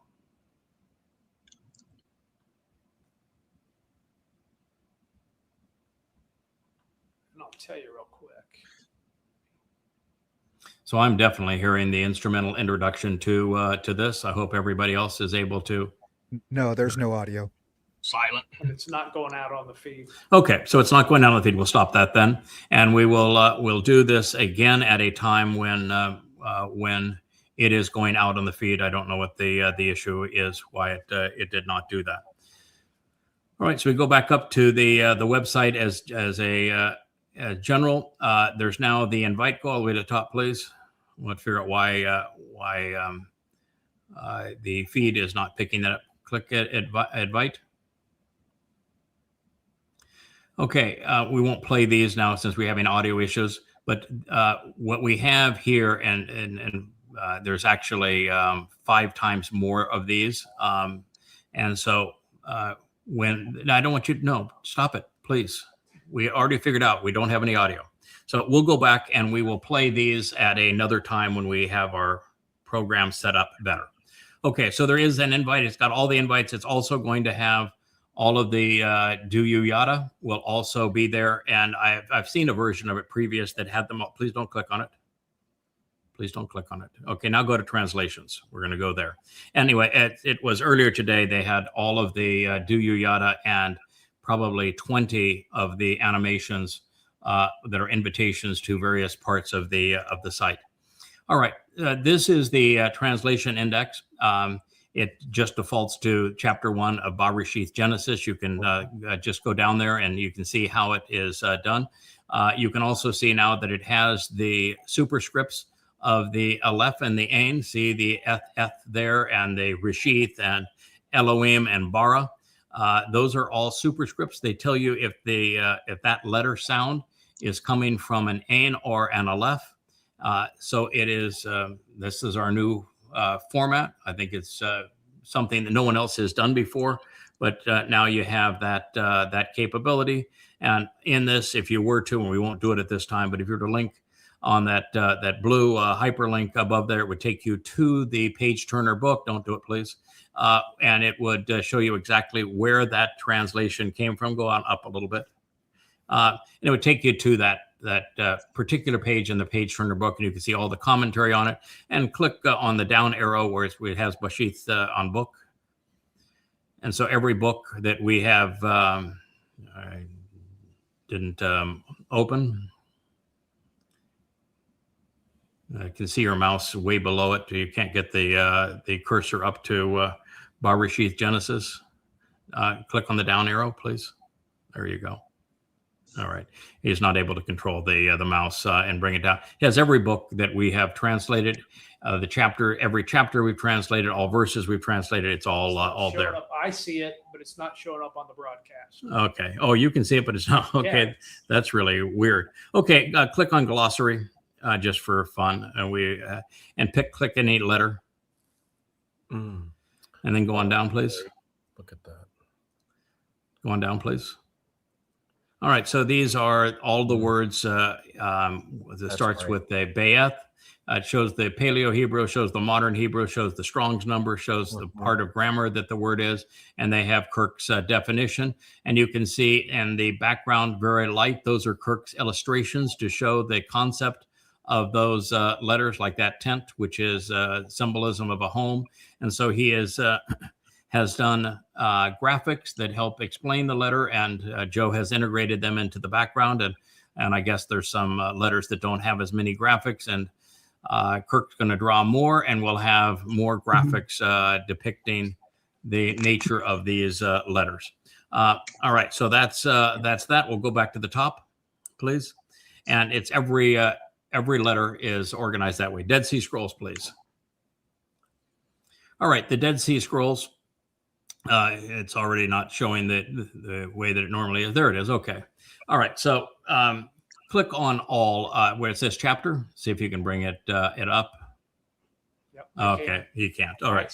So we'll have to figure out why we can get StreamYard. We'll do a recorded session in StreamYard. But what I wanted to say here is, okay, that did bring up all. Let's see what's down there. All right. So now I want you to click missing and differs, those boxes. Okay, and differs. So what it's doing now is, this is the way that I use the Dead Sea Scrolls. What I want to know is what words are different, missing or added to the oldest witness, the Dead Sea Scrolls, versus the Masoretic text. And what this does is it says that those like and blasted, that is different. And then the strike through there on 4Q Gen on 41:16, where the Masoretic text reads, "It isn't in me," and then the Dead Sea Scrolls reads, "without me." So it tells you exactly what those things are. Now it'd be a lot for this thing to work, but if you were to mouse over the green and the light green and the olive, there you go. So because most of those using the site don't read Hebrew, what's to the right there, that's a transcription of the Dead Sea Scrolls. That olive color is what's in the Dead Sea Scrolls, and the green color is what is being supplied from the Masoretic text because it wasn't in the Dead Sea Scrolls. So if there's a difference, you can actually mouse over this text, and it will bring you to the Hebrew word. Now, if you go up to that text bar itself and you click on it, it will expand the difference, and it might not work just on what we're doing. There you go. See how that works. So it is an amazing study tool. And the Dead Sea Scrolls has never been presented at anywhere close to this level of clarity and capability. It's a major wow. Yeah. All right. So this is the Dead Sea Scrolls, and it is interactive in that way. You can see that you can search it just for missing and differs. You can do everything. You can search just for match, partials, spelling differences. And oh, by the way, the copy on the right side, if you click the YadaYah Towrah right there, what that will do, there it goes. That's the original. That's the original script. How about that? That's cool. Isn't that cool? So the dark green is reconstructed, and the olive green that was preserved in the scroll, where we know that the word is from the scroll. So that is the best presentation of the Dead Sea Scrolls ever. Yeah. And to be able to put that together and to have all of those features that no one has ever had before. Yeah. That is, I could have written these 35 books in a third of the time that I had this tool.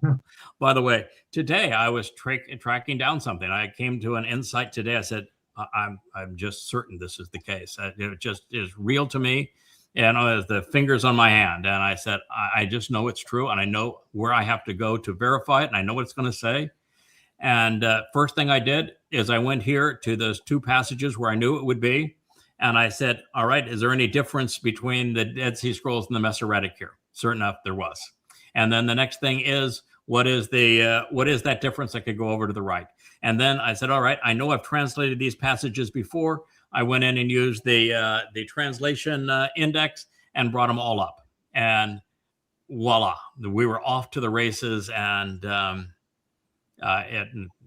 indeed, what I had perceived to be true is true. I think I'd blow everybody's mind if I started on it now, so I'm just going to leave that out as a teaser. So I only had this tool 3 years ago. I would be so far ahead. Yeah. Yes. Oh, I can imagine having access to this. It's just, seriously. For when I was writing Prophet of Doom, when I was writing the YadaYah series, what I would do is I had this paperback. You can go back and get rid of the website now.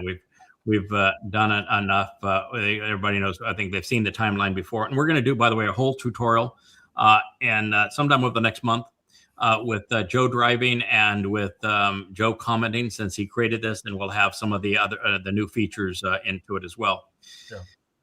Everybody knows that I have a good relationship with Joe. We've been best friends for 30 years. There's not a lot of men that can say they have a 30-year best friend, but I do. And Joe, he's the man whose character I have always found to be flawless, and he has all the skills. He's attitude and aptitude. Joe's long on both. He has amazing talent, and he's one of those people that there are people in life that if you give a dime to, they're going to return $1.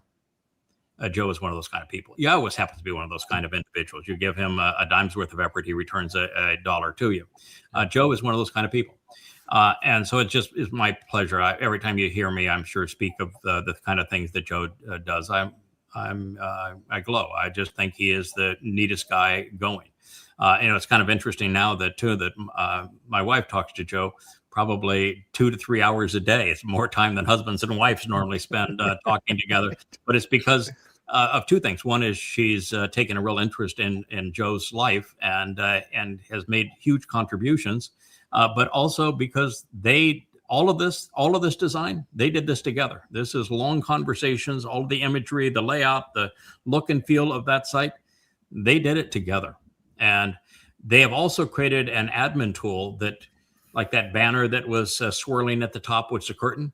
He has an admin tool that those who like to create that kind of thing, you can create 20 different looks. And every time you click on a new page, it will be a different look at the top. Everything else will stay the same. The banner will change, and he can show you how to load them. So on the glossary, you don't like something, he has an admin tool that you can go in and correct it. Not that anybody in our group would make a mistake. Yeah, we're laughing at mistakes because that is the thing that God is looking for. He wants most of all for us to make mistakes, because it's only when we make mistakes that we can demonstrate that we have the capacity to learn and grow beyond them. This is the key thing that he wants us to do, and part of who we become. Leah is standing up right here. We have a song to introduce. We have what? We have a new song tonight. But is it loaded? I think it's loaded. Oh well, if it is, then we'll go ahead and play a song that is loaded. I received a letter, by the way, from Mary, who Kirk. I don't know if you know it, but Mary was one of 3 people who invested hundreds and hundreds of hours taking your analog version, handwritten version of your glossary. I know very well. Yes. Yeah. And turning it into something that we could actually show online. So, that was a labor of love. And so I credited Mary because I knew how much time she had spent in it. But Mary wrote me a letter. She says, I heard your show on that. And that's unfair because Mariah also invested in an enormous amount of time. And the guy up there with the gray beard and the hat at the top, she said that Kevin also invested an enormous amount of time.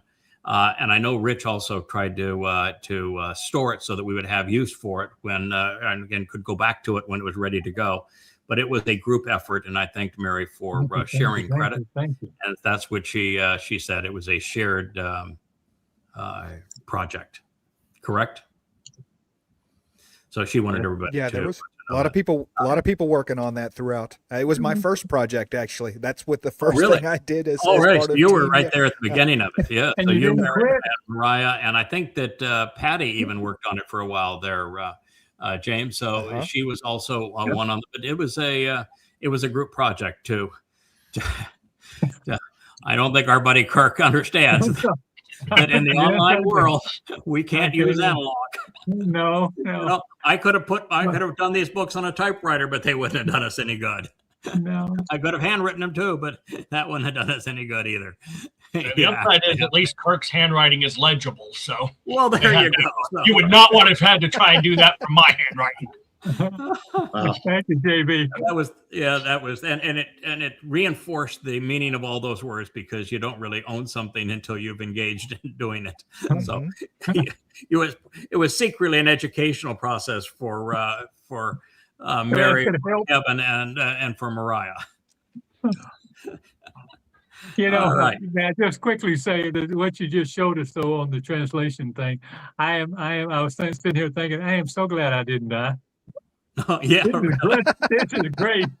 Yeah, you wrote me a note. I'm happy now. I see. Yeah. I can. Wow, what a tool. Yeah.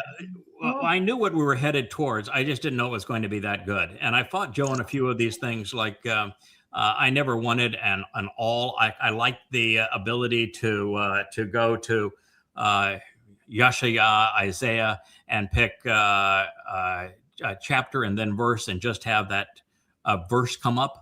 And I could then choose, which of the books that I wanted that verse to come up.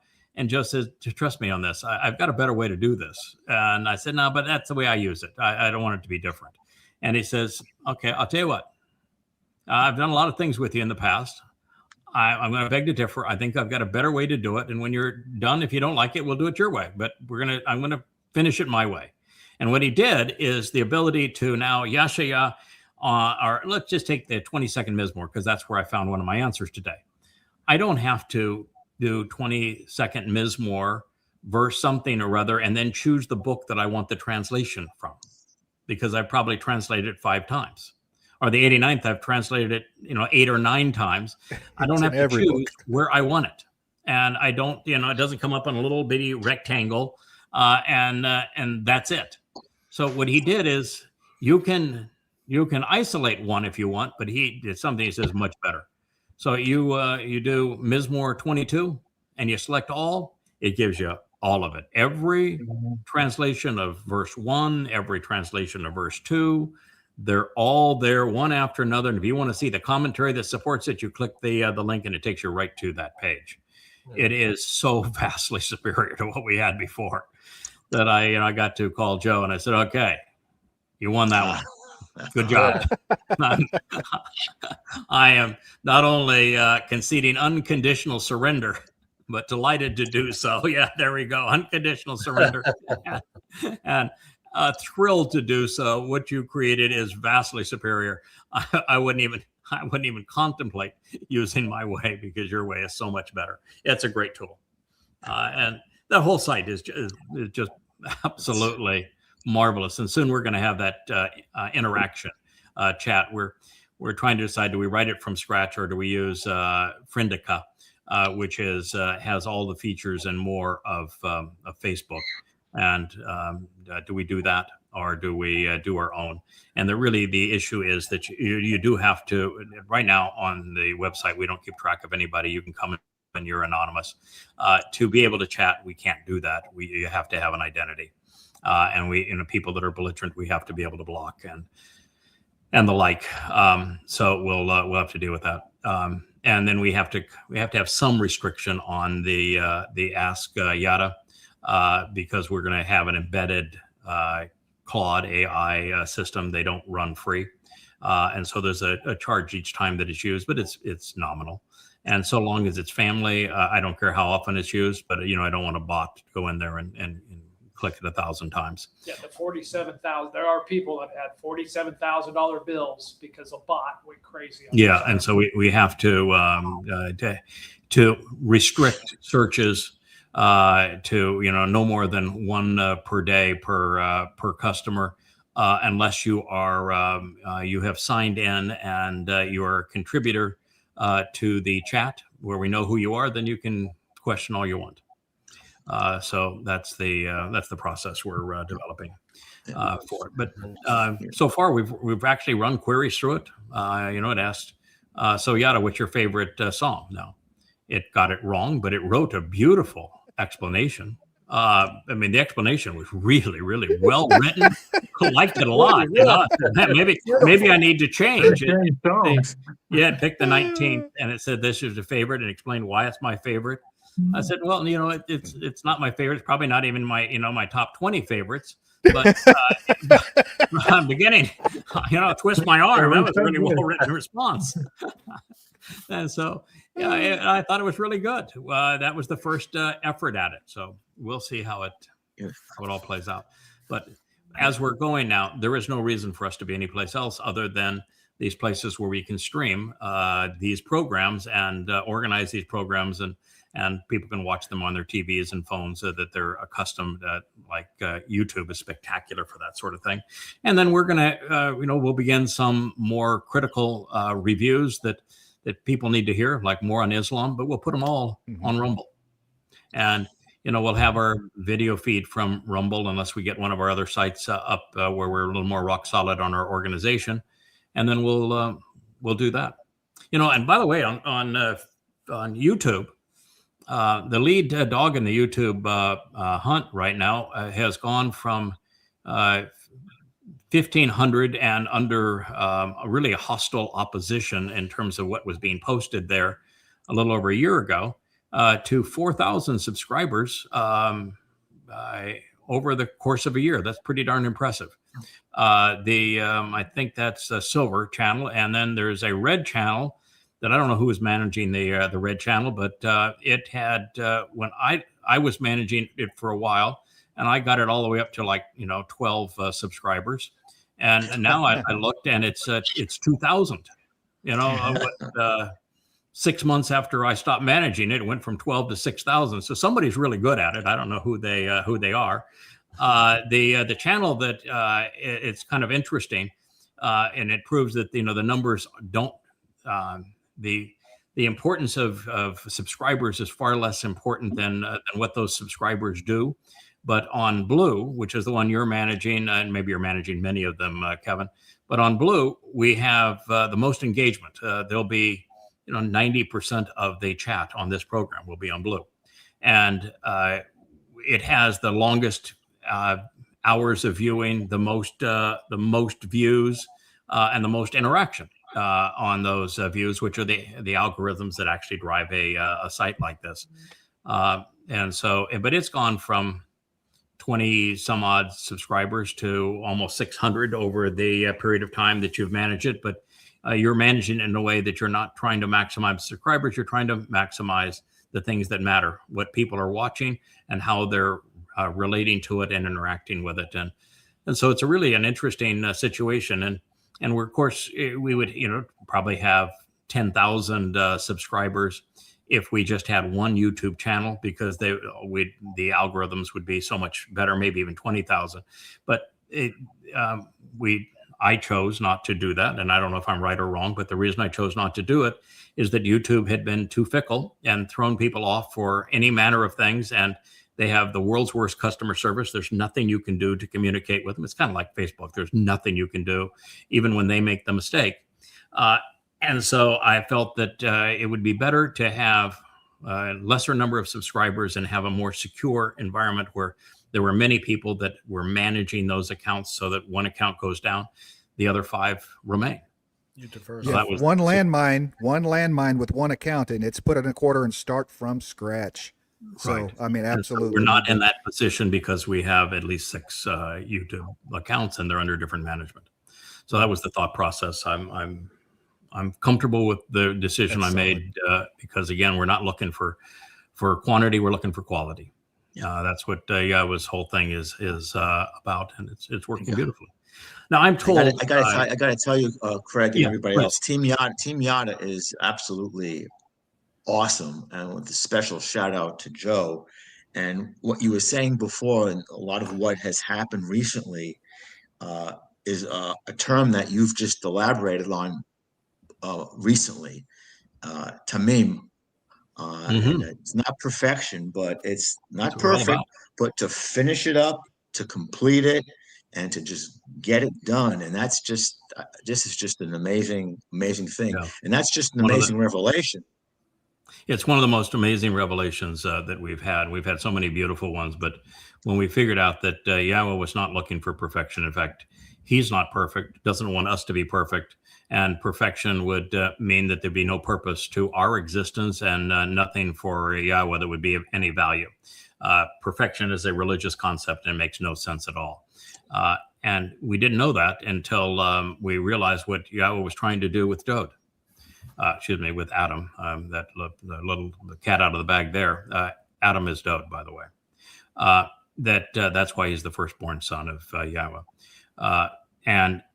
But with Adam, Dowd, and by the way, Adam's not a name; it is a description. It just means the man. The man. And the man happened to be Dowd. It's Dowd's first of many lives, and the one we think of where he was king was not his first life, actually. But what God was looking for is, I want you to be observant. I want you to be thoughtful. I want you to be responsive. I want you to be reliable. And those are the things that God wants from us. And tamym is the perfect example of that, because if you finish the job, you are, by definition, reliable. I thought it was one of the most profound insights. And therefore, you're not looking for a perfect Passover lamb. You're not looking for a perfect red cow in the Adamah Parah. God would have no use for one. There aren't any. And the whole concept is counterproductive. What he's looking for is, well, can somebody complete the job? Are you willing to get her done? Because it's a lot that needs to be done. Can I count on you to see it through? And Yahowah found some people along life's way that he was able to do that with. And now he's put together a team where everybody in the team is tamym. We're all committed to seeing it through, and very comfortable in our roles, seeing it through. Tamym, and then that leads to the other term that is wonderful. It's yachar, respected and valued. Yes, exactly. Kevin, I'm told that Leah said there's a new song that has been loaded. Do we actually have one that we can play that we'll hear the audio, and then we'll go from there into a little bit of back into Psalm 89? Okay, absolutely. We will play Sukah. Yeah, I'm going to do it Sukah. now. Sukah. Oh, yeah, that's the one I wanted to play anyway. Right. Yeah, because the nice thing about Sukah was that was one of the places where I had some constructive criticism, and I said, there's some things here that the symbolism isn't in keeping with the instruction from Yahowah, and I would really like it if you could improve that. And I gave 4 or 5 suggestions, and I'm saying, it's really nice. I love the song. The lyrics are great, and I appreciate the work everybody has done. But I also know who we're representing here, and where we're no perfect here, but we can be better on this one. And here's my thoughts, and it's been redone, and it's beautiful. So I'd love to, let's see it. Let's see it and let's hear it.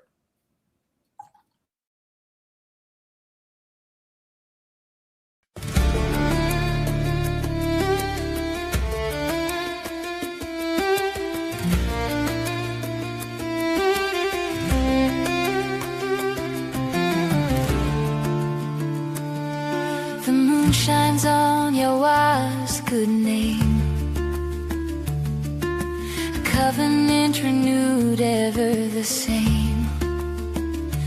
Dowd steps echo through time. The king returns, a family unwinds.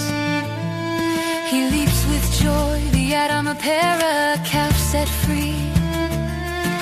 Promise kept, love for you and me.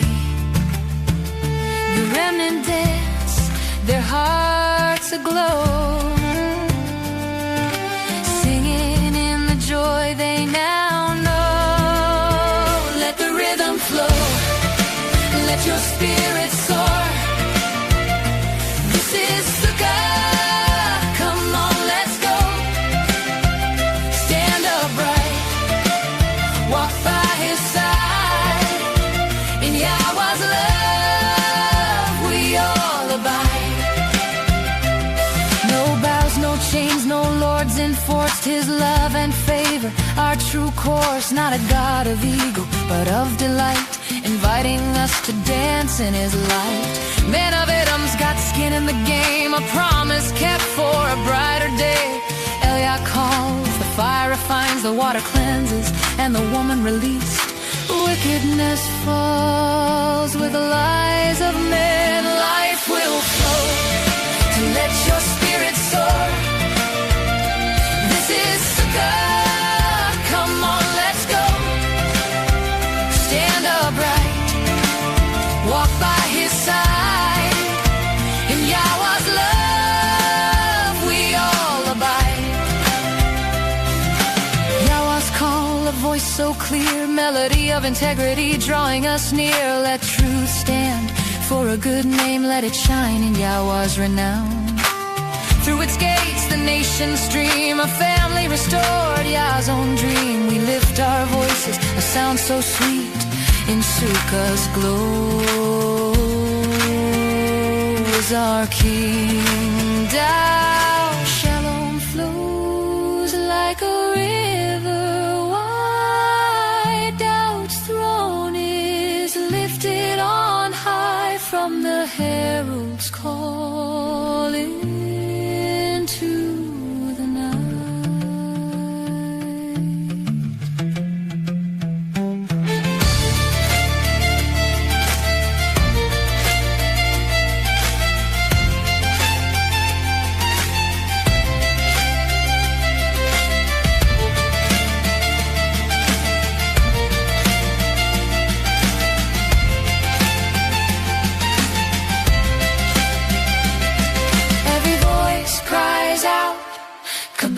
Kabod, kabod, in the home, splendor is restored.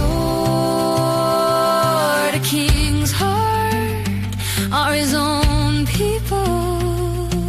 jewels in his crown, let them shine. Let the rhythm flow, let your spirit soar. This is Sukah, come on, let's go. Stand upright, walk by his side. In Yahweh's love, we all abide.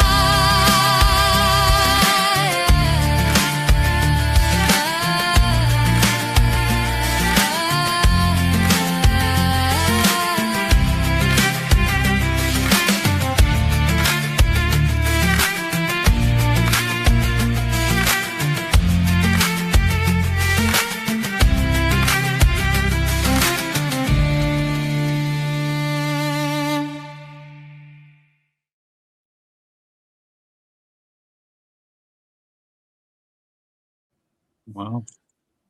Wow. Good song. Wow. I think we could all be retired. Leah writes the lyrics. She comes up with the musical score. She trains the voice. She goes over it hundreds and hundreds and hundreds of times to improve it. And the team then puts all the graphics to it. She contributes, but there's a whole team working on the graphics. And then I think you make all the transitions. Kevin, you are Mr. Transition to make the whole thing flow together. And That's not what we call it, but yeah. Yeah, I don't know what it's called. I'm back there with Captain Kirk in the analog realm. That's why it was so funny to have Facebook accused me 3 times of cybersecurity issues. I could no more commit cyber security crime than the man on the moon. Well, yes, I am the man on the moon, so that's probably not a good example. No. Yeah. Nevertheless. Yes, I wouldn't know what to call it. But anyway, it's beautiful. And the lyrics are spectacular. The images is great. It's all reinforced. And I'm convinced, as is Yahowah, as was Dowd, that if you can convey a message in a song, and particularly now with the graphic capability and the distribution capability worldwide of a song, it is so much more powerful than a talking head, delivering words or written words on a page. Infinitely more powerful than written words on a page because they emote. And I think even with the voice inflection and ability, even a person's expression and delivery and cadence, the song is a much more effective way of communicating a message that becomes memorable. And we are being invited back to Sukah. That is our whole message now. We want you to join us as we enter Sukah. You're going to have 1,000 years to get your relationship right with Yahowah and demonstrate that you can be trusted and with him and stand up with him and walk with him and learn from him. And that is our mission. And so I'm absolutely delighted with a song like that. Everybody should be proud of that material. I know Yah is, I am. We all are. All right, we are essentially at our 2-hour mark, but we have a little bit of time left. If you all want to stay here a little bit longer, we'll cover a little bit of the 89th Psalm. When the AI said this is my favorite, was the 19th, and give a really elegant reason for it. What it didn't know is that I'm selfish here. I've got a lot of bad habits, but this is one of them. My favorite Psalm is the one I wrote. It's the 89th. I am Ethan Hawes Rocky.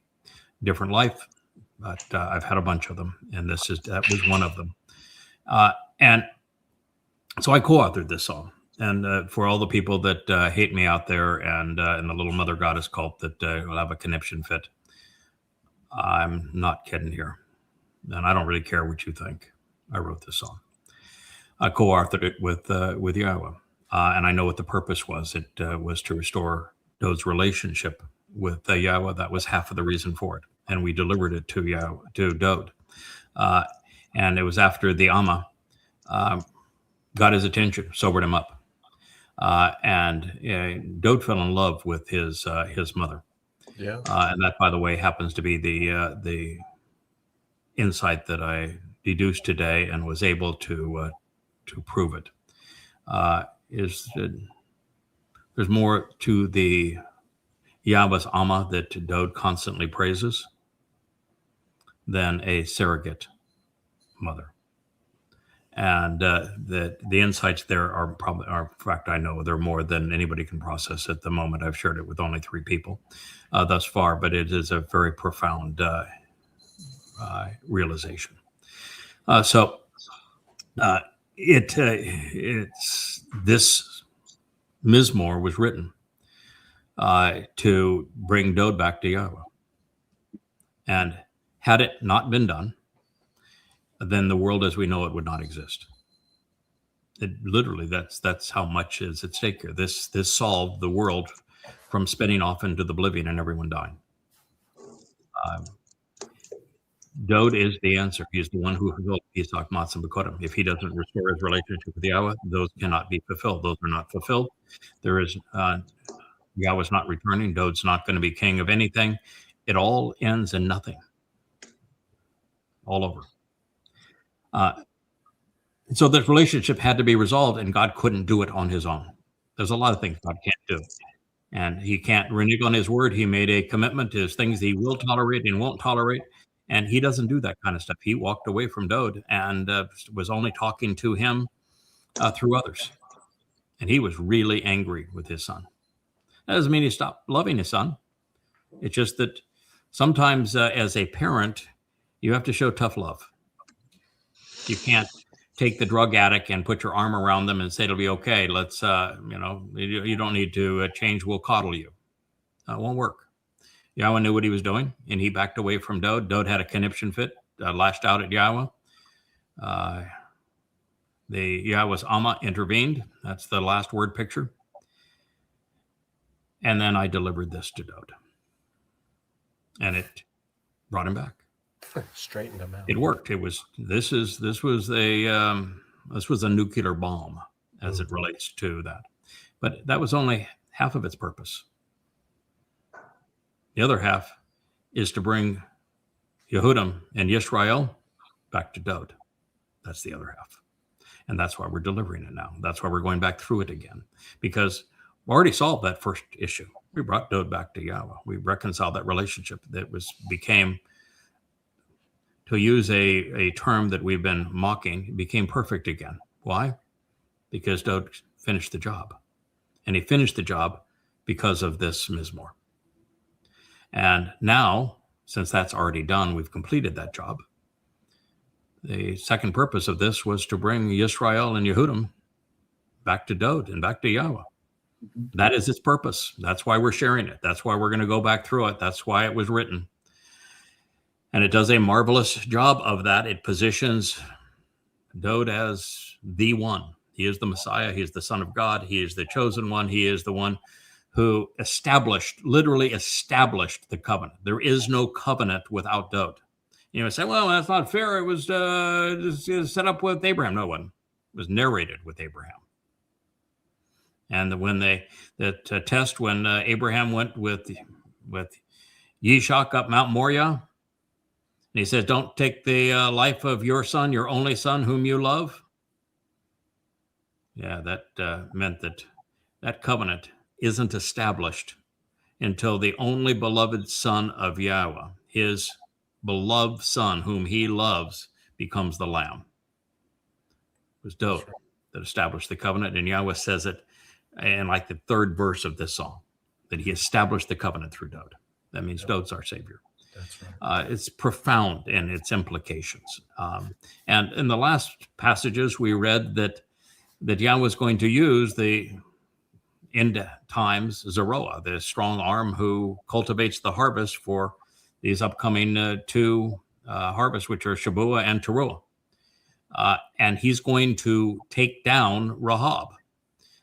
Christians, because of their stupid translations and their New Testament, are convinced there's an Antichrist. There's no Antichrist. There was no Christ. Dowd is the Messiah. He's the one who was crucified in 33 CE.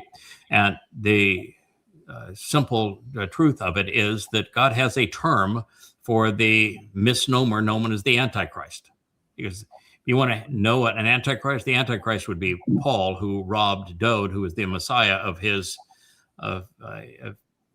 credentials, his accolades, his achievements. So that's your antichrist, is Paul.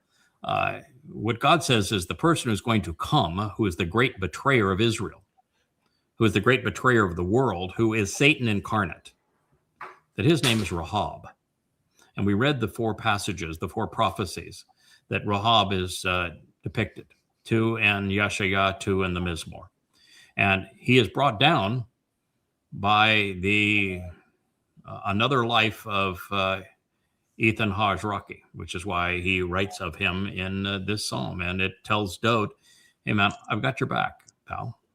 I'm going to resolve all of this animosity that robs you of what you're ultimately going to accomplish in fulfilling this spring Mow'ed by taking down the adversary and the religions the adversary has founded, Christianity, Judaism, and Islam. And that's what we devoted the last program to. Now, the next line, it says, in your name, they continually rejoice. They celebrate these favorable circumstances. What's the favorable circumstance? That on Towrah, we take down Rahab, who is Satan incarnate. And once that's done, then Yahweh restores the earth to the conditions of Eden, and he eliminates all traces of religion, politics, conspiracy, anti-Semitism. It's all gone. Militarism. And so everybody is left is celebrating. In your name, which means Yahweh's name, they continually rejoice every day. And in your vindication and all that is right about you, they are lifted on high, enriched, they're empowered. That is exactly what God's trying to do for all of us. He wants to enrich us. He wants to empower us, raise us, take us to a higher elevation, increase our dimensionality is what he is offering. Then it reads, indeed, you are the empowering nature of their beautiful adornment and the fortifying aspect of their majestic splendor. This isn't just rhetoric for rhetoric's sake. What did we read in the final word picture? There is a woman, Yahweh's Amma, the productive mother, who visited Dowd prior to the release of this Mizmowr here, the 89th. And after she told Dowd to sober up, to start respecting women for more than their bodies, and to realize that a woman that you can confide in and that is intelligent is vastly better. And then to recognize who you are. Do you know who you are? And then with him lounging around all day and doing nothing, she says, no, I'm going to dress you for success. I know who you are. And much of the story revolves around the fashion coordinator for Sukah, who is going to do all of our apparel. So, if she doesn't like that hat, sorry, pal, but, she's going to lose the hat. She's probably going to do what she did to me. Do you see that image they did when I said that I liked the lovable rogue? And they created an Indiana Jones hat and magnificent. Right. Yeah, so she's, I'm going to let her do the fashion coordinating because she's good at it. She owned her own high fashion line in her youth. So that's the symbolism here. She's going to dress us. She is the mother of the covenant. She is the mother of our Savior and our King, Dowd, not just symbolically.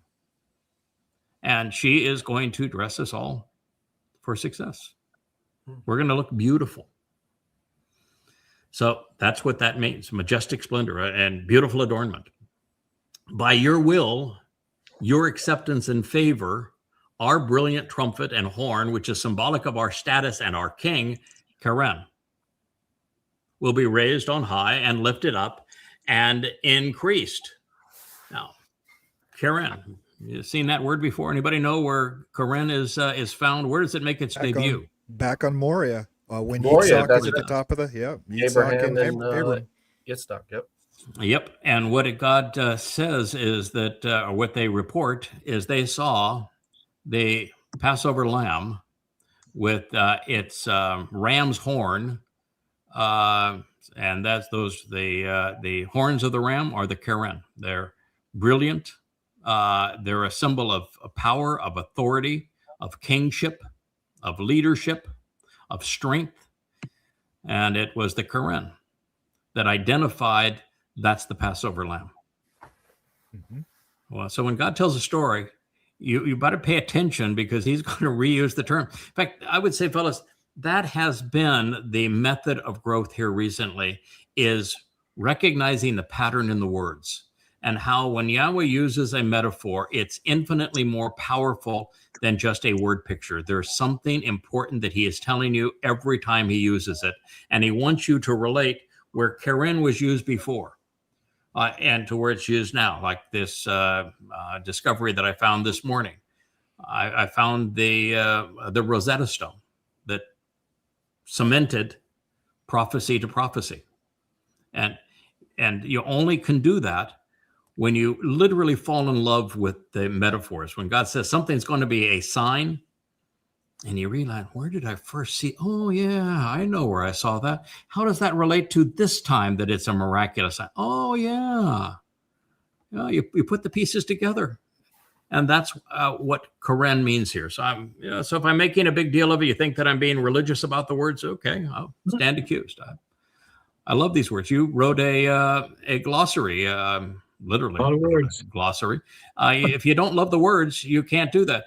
We have Perry sitting quietly in the corner next to Rich here, and he is now working to get our superscripts on all of the books, and now even when Joe prints the books for the site, you're going to see the superscript. It was on an update earlier today, and many of these words. And what he said is the thing that I'm loving about this project is I'm coming to love the Hebrew writing, those pictographic letters, and coming for the first time to really to have a full appreciation of how the detail of each word builds this picture, this word picture together. And you end up falling in love with these words, celebrating these words, because they do help you see the portrait that God is painting, and you understand how all these pieces and passages work together, how this one draws you back to the proof statement. So what is the purpose of this? I'm trying to get Dowd's attention to say, this is your calling. This is what your life is set up to achieve. You're going to be that lamb. These are your horns. Your crown, pal, is in those horns. And where did you last see those horns, pal? You've read the Torah. Where did you see them? And so when I'm delivering this to him, I'm having this exact same discussion. Okay, Dowd, where did you first see keren? And you notice everybody here knew exactly where it was. So will he. And then it will dawn on him. And to say, wait a minute, beloved son, I am Yahweh's beloved son. I'm even called, my name is beloved. He said, I am your father, you are my son. And at that moment, the light will go off. Passover lamb. I'm the one that gets to fulfill it. Obviously, it gets fulfilled in year 4,000 Yah. That's the story in Genesis chapter 1, the fourth day. And the greater luminary being a sign, an oath for the Mow'ed. And the lesser luminary reflecting his brilliance. That is exactly what he would have put those pieces together, and he would have seen himself, once it's explained, in that position. Then it next says, for our gift of deliverance and protective covering, Magan Anaknu, our defense and our shield, are in accord with Yahowah, and on behalf of the Kodesh, set apart one of Yisrael. So, who is, oh, by the way, it says here, I'm going to read the end of it, and then I don't even need to ask the question. No. I was going to say, okay, guys, who's the set apart one, the Kodesh of Israel? But if you read the end of it, it says the set apart one of Israel, our Melech king. Okay, so you want to know who the set apart one of Israel is? It is Dowd, our king. Dowd. Yep. And so it says here that is the gift that delivers us and protects us. Now, there's only one way you could do that, fulfill Pesach, Matzah, and Bikuwrym. How were the children of Israel delivered from the crucibles of human oppression 400 years earlier to Dowd's life in Mitzrayim? Pesach, Matzah, and Bikuwrym is what delivered them, correct? Mhm. Yep. So the gift of our deliverance and our protective covering in accord with Yahowah on half of the set-apart one of Yisrael, our king, it means that he had to fulfill Pesach, Matzah, and Bikuwrym. Now, are you going to know that if you're just reading an average translation? You're just reading the words and you're not thinking about them? Probably not. No. But that's the advantage. And I don't know who it was when we were having our lunch today said that, the translations are really nice and helped a lot. But it's the commentary that explains it. And we aren't here without that commentary. The commentary is what it was Rich that I'm said. not here without the comment. Yeah, Rich says, I'm not here without the commentary. Me either. I love it. I'm not even here without the commentary. And I wrote the commentary, You but did I a wouldn't be here commentary. without the commentary because the commentary is the whole process that leads to understanding. That's the key thing is God is drawing pictures with words. And the more you understand those words and the more connections you can make with other places he used those words, the more you understand. The more you understand, the more you can understand. It's like you're a doctor, Jeff. And when you were in high school, could you have performed any one of the procedures that you're doing now? Absolutely not. Yeah. And by the time you were through with medical school and you had practiced them and read about them and studied them and understood all of the things that can go wrong and go right about them, you built on top of all of that knowledge. So you could not have gone to medical school without the education you got in high school, correct? Correct. And so you built upon that knowledge, you formed a base, and then you added more to it in college. And then the 6 years of medical school and the fellowships and all that sort of thing thereafter, that's when you honed and learned your skill. And the more you did it, the better you were at it. And I'm still growing, just like Yes. now, just like we are. And that's as we are all growing. Have you ever performed a tracheotomy, for example, or any one of the more advanced procedures that help people who are really sick and in trouble breathe? You ever performed one where your work was not at your very best? You get used to working fatigued, but I will admit that I've gotten away with quite a bit because of the experience under pressure that over the years to do the job. But I much rather. So there are times when you, because you're fatigued or because somebody had an unusual physiology, that maybe the incision or the procedure or some obstruction happened that wasn't an ideal result, but you've done it enough, you're practiced enough, you were determined and caring enough that you found a resolution. Yeah. I'll get, for example, if somebody goes into anaphylactic shock and you have to get an airway and they lose all their anatomical landmarks, you basically, do what you have to do to get the job done. You don't have to be tamym. You got to get the job done, finish it, get the airway going, and preserve brain function. Yes, and it doesn't have to be perfect. It just has to get done, and imperfect done is vastly better than trying to say, well, boy, I want to really study all this and let's just see. Okay, we lost this, but maybe I'll go to my textbook and look this up, and we want to make sure we don't do anything wrong. No, it's the person's dead. Yeah, the closest thing I could share with you, Craig, is with your ATP credentialing as a pilot. It's kind of a similar.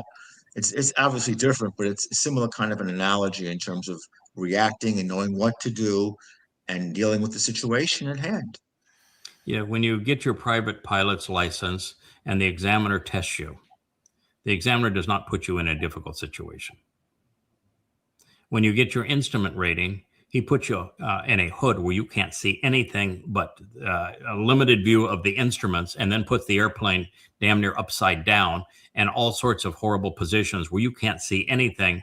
And he tests you to make sure that you can land that airplane and fly it again with just the instruments wearing a hood. And after you've been twisted upside down, you don't know what side's up anymore. And when you get your commercial rating, you've got to do that with all manner of distractions on a very complex instrument approach. And the most difficult of those instrument approaches, that the most arcane of them, that has the least functionality. And then he'll take down your panel. So all you're looking is a little standby gyro, and he takes all the rest of it down. So they don't even, your instruments don't even work, and you're still under the hood. That's to get your commercial rating. And by the time you get to the ATP, they're not kidding around, man.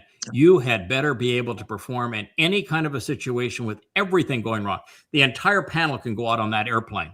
You can be in IMC conditions where you can't see anything. You can be in the absolute toughest position possible where your airplane is failing, and then they'll fail an engine of the airplane, and they'll fail your flight controls. Now you figure it out. Yep. So you have to work blind, and you have to be able to work discombobulated. Right. And it has to be so in your system that when you have an emergency and you're an ATP, you don't get to go look in the emergency handbook. You have to have it memorized. You have to have memorized items that you know exactly, what do I do if there's an engine fire? And you go boom, boom, boom, boom. And you learn exactly what you do, what you say, how you act, and you can do it without any faltering. That you use the adrenaline of the situation to give you greater clarity of thought and action. And that's the ATP. So what you're doing is you're building on top of building. I couldn't pass the ATP examination had I not passed and learned everything necessary in the private pilot, and then the instrument, and then the commercial as you go up through the process. And then the airplanes get more complicated, and then the systems become more complicated, and there's more things to fail, and you're going much, much faster. It becomes reflexive. It becomes reflective. Exactly what you're doing. This is exactly how not just translation works, because it's an art form that is built upon practice and experience and exposure. But even more than that, that's how the commentary and the insights work. I will now see insights even when I'm not looking at the words, and it'll come into my mind and says, "Oh my goodness, that's the way it has to be." And I'll understand why it is, and then I'll know where to go to verify that that's correct. Now, I couldn't do that 24 years ago. I couldn't even do that 5 years ago. And the beauty of that is that the level that I'm doing it now is romper room compared to the level we'll be doing it 4 years from now. That's right. And that's the joy of it. You've even had insights during a live broadcast. Oh, absolutely. Multiple times. Oh, sometimes I'm so stunned I don't know how to finish the rest of the live broadcast because of the realization. We were reading the 12th Mizmowr, and all of a sudden I saw something that was that in my mind I was there, and I knew exactly the how Messiah something. episode, yeah. Oh my goodness! I know exactly where it was. And today was when I decided, I need to track that down, because today I had another insight that it's like the Spirit says, "All right, you're ready for this one now." Yeah, it's going and there it was, boom, boom, boom. It is all delivered, signed, sealed, delivered, and proven. And you get to say, "Oh, by the way, I was wrong." When I said that there'd be no reason for Yahowah to insert Dowd any more than 4 years before his fulfillment of Pesach, Matsah, Bikuwrym in 33 CE, I mean, why have him hang around like that all by himself out there in the Roman-occupied province of Yehuda? Boy, was I wrong. You get to be wrong so you can be more right. That is absolutely true. And, being wrong about that doesn't affect anybody. Being right about it is not going to mean anything to anybody outside of the most mature members of the covenant family And that's why going to our own website and being able to talk to family and build family becomes incredibly powerful, because that insight is going to make a big difference in 4 years from now. And it's going to make a huge difference in 7 years from now, because when Dowd comes back, it ain't going to be, hey, King, I've talked a lot about you, read everything you wrote. I'm really happy to meet you. This is an exciting moment for me. That ain't going to be the way it is at all. Hello, son.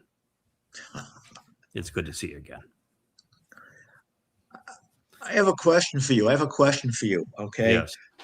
This week's you've had some pretty extraordinary podcasts.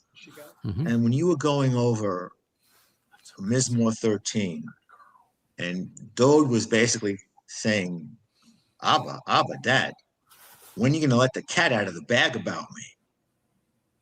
Yeah. Time frame wise, I was trying to figure out when that could have been composed.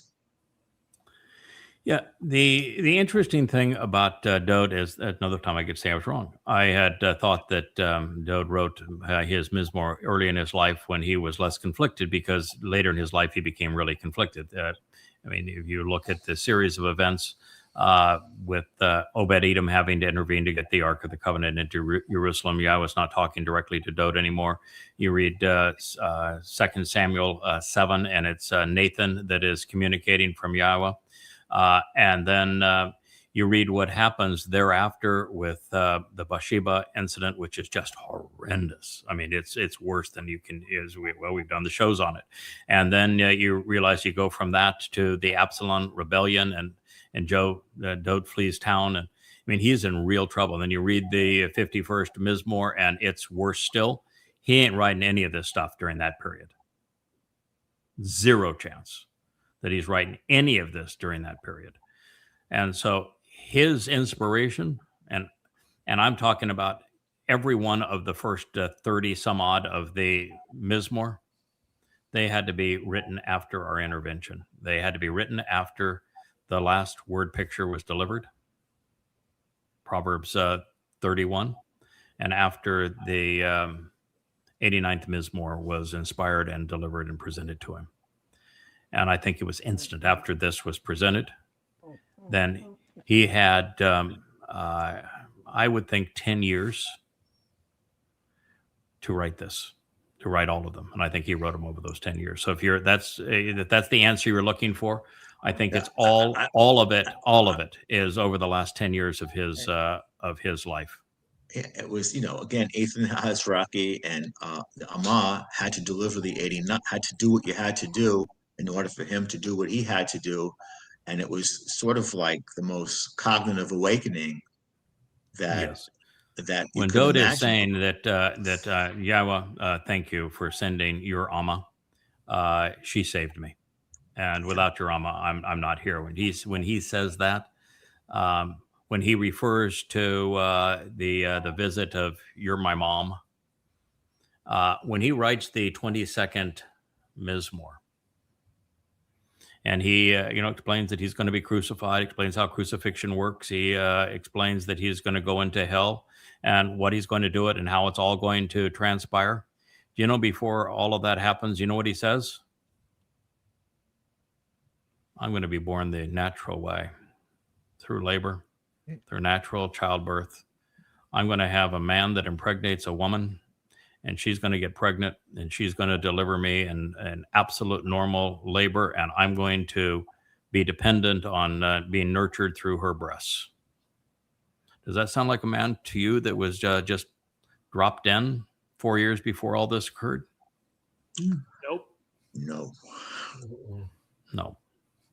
So then if you go to Isaiah 7:14, and there you have that prophecy that Christians have stolen that says a virgin will have a child.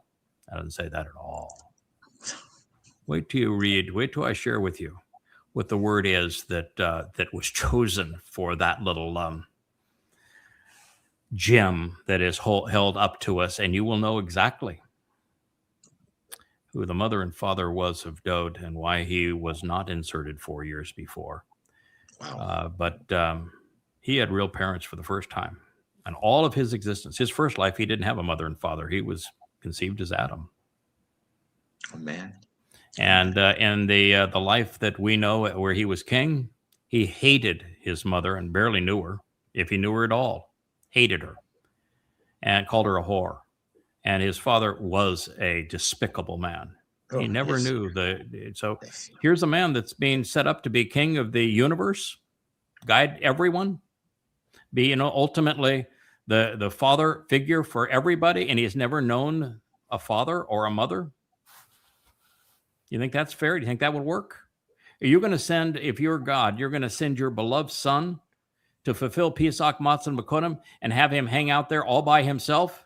He can't even find anybody to celebrate the Mow'ed with in advance. No one to write down anything that he has. No one to talk to. No one to support him when it gets to be grim. You think that God's going to do that?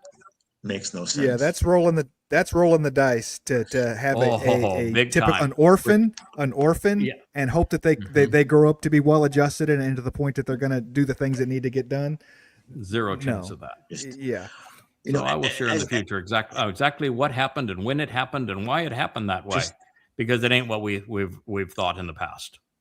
I don't know how relevant this is, Craig and gentlemen, but as a biological aside, we all know that mitochondria are the conduits and power every function in our bodies that give us life.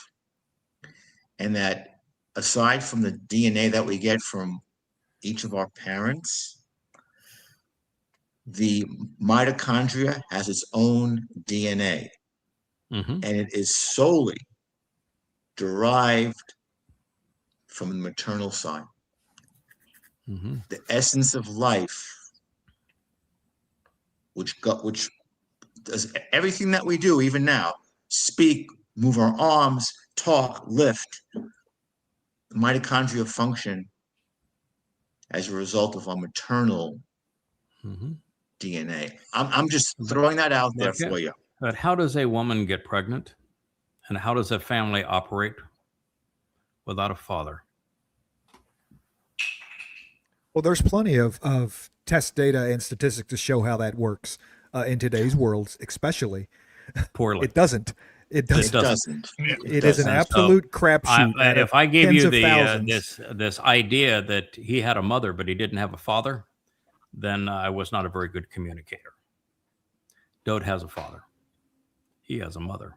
When he referred to the intervention in the 31st Mizmowr as my mother, and then he writes all the Mizmowr saying to Yahowah, thank you for providing your Amma, your productive mother. She saved me. She's not a surrogate mother. She's the real. And who did it celebrate? Her husband. Wow. So no, he did not just have a mother. He had a father. I wasn't implying that. I was just saying, making the point of the way that how important maternal DNA is to our everyday existence. Yeah,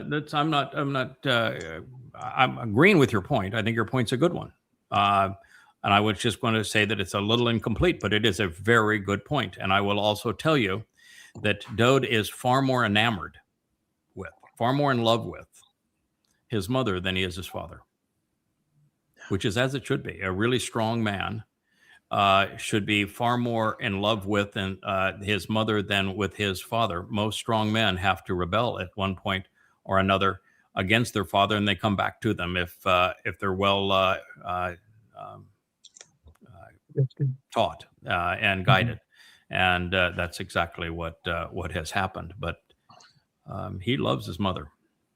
He really, really loves his mother. And she was not the one that gave birth to him 3,000 years ago. So it's quite a story. God is the greatest storyteller ever. And how he has managed to conceal this all this time and why he managed to conceal it until this time is part of that story. And it's actually woven into the words that he used to tell the story. Why he chose to conceal it, even though it was blatant. It's right there. Undeniable. But we never saw it. I read right past it. I remember trying to translate the 22nd Mizmowr and saying, okay, womb means, source of origin. Therefore, he's coming from heaven. And he is suckling on his mother's breasts. It's a metaphor for, it's nurturing. And, maybe it's the set apart spirit and she's nurtured. No, it is. He used 5 terms in a row that says, I was born the old fashioned way. In the midst of his declaration that I'm going to serve as the Passover lamb and I'm going to be crucified. And he didn't end there. He explained who was with him when he was being crucified and who was with him when he went into Sheol. Yeah. He actually told us who was there with him. He didn't go alone. Now that's a mind. I think we know who those individuals were. Yeah, I'm pretty sure I know who was there with him. That's the moment that I had on the 12th Mizmowr where I said, I don't know how to finish this now because I've seen it. And now I proved it. Does it mean anything to anybody that's outside of our community now? Not a thing. In fact, it will freak the people out that have no business being part of this community. It'll freak them out. Right. Yeah. And good. The further they go away, the better. And there's literally nothing they can do to disrupt what we're about at this point. God's really clever at this. He does not let this kind of stuff go to chance. He's really got a well-oiled machine. He knows who he can trust. He sets them up in such a way that he infuses that soul with his spirit. And sometimes he goes all in with 7 spirits, and he makes certain that at the right time, you figure it out. If he had said, hello, young man, you don't know who I am, but, you're going to figure it out in time. And I want you to expose Islam for me. And here's the things. If he had said, oh, by the way, let me tell you the whole story. He had said that, I think you'd just be a puddle right there. You'd say, no, come on. You don't lead with the Adam of Parah. I've always said no. That. And it turns out the Adam of Parah isn't the big deal. It's just part of it. That's just part of the story. And so, how about you want to go into hell? What do you think? Think you like crucifixion? And by the way, not only are you going to experience that, but I'm going to hide it from the world. You will not get any credit for it. Yeah. You're going to do it strictly for the love of your son. Good enough reason. You're going to demonstrate what's going to be important later, not now. And so you're not going to see it until it only matters to you. And you can now, when we finally meet, Yahowah and I for the first time, and we're all huddled up and this is what we're going to do. You say, yeah, it took you a while, but you got there. Now you know how the picture fits together. Now here's where we're going to go from here. What it does is take all the pressure off of all of this because we've been there. We've done it. There is zero chance that we're not going to prevail this time. Every other time we've come through. We've delivered it much tougher situations than this one. And we had what it took to finish the job. And it's the same things here. The story is they're already written. He's very clever the way that he arranged all of this. And so we don't have any pressure on us, guys. The job gets done. And when you look at now on the way that there's this growth and understanding and the way the whole picture is coming together, and then you combine that with the way that website is coming together to be a legacy for the next 1,000 years and a place we can direct people to learn and to grow, coming together right at the perfect time. So I'm pretty excited about that. Anyway, so these 3 refrains that I just shared, in them, Ethan is affirming many things. First, Yahweh's name is vital to our survival. We know this because those approaching Yahweh's light continually rejoice in his name. That means that if you're going to be there, you know his name, you use his name, you love his name. That's what it means. Which then, what's the next thing you would derive from there? Know Yahweh's name, you aren't there. You aren't among those rejoicing. You're sad because you're gone. It all, first step, you got to know and accept and love Yahweh's name. It's the thing that, we are as valuable as anything in doing this in YadaYah. Know Yahweh. That's the series. That's the purpose. That's the mission. All 35 books. YadaYah. There's no participation in the covenant without YadaYah, knowing Yahweh. So that's the first. Second, a soul's vindication is predicated on a number of factors, including, as we have said so many times, being right, tzedak, about God. But it's also grounded on God being trustworthy. You can be right about God, but if he is not trustworthy, then it's not going to do any good, is it? And since Yahweh is being presented as fair by a man who has known him for millennia, at this point that he's writing this, he's already known him for just shy of 3,000 years, 2,400 years at this point. That's a long time to know Yahweh. Now, at this point, I've known him for 5,400 years. We've got a pretty good relationship. I'm very comfortable in saying, I know Yahweh. He knew Yahweh. He said, you can trust him. He had seen, because he has been in Shamayim, he had the ability to see how all of this was going to play out. He knows that Yahweh can be trusted. And so we can be assured that we will get what we deserve from this equation. And it's one buttressed by accuracy on both sides. Our responsibility to be accurate, God's commitment to being accurate. It is tzedak for tzedak. Now, third, the beneficiaries will receive the rewards associated with the covenant, which are to be enriched, which is what this said, empowered, enabled, and emancipated. Those are the benefits of the covenant. That's what these covenant members are receiving.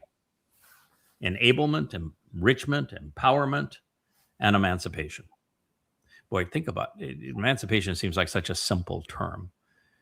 But when you go from 3 dimensions to 4 dimensions, the options of freedom expands infinitely.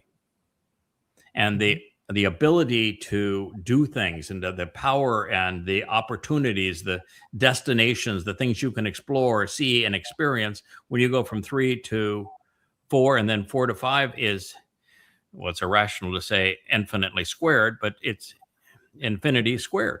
And then to go to the 6th dimension is infinity to the 3rd power, and then to the 7th would be infinity to the 4th power.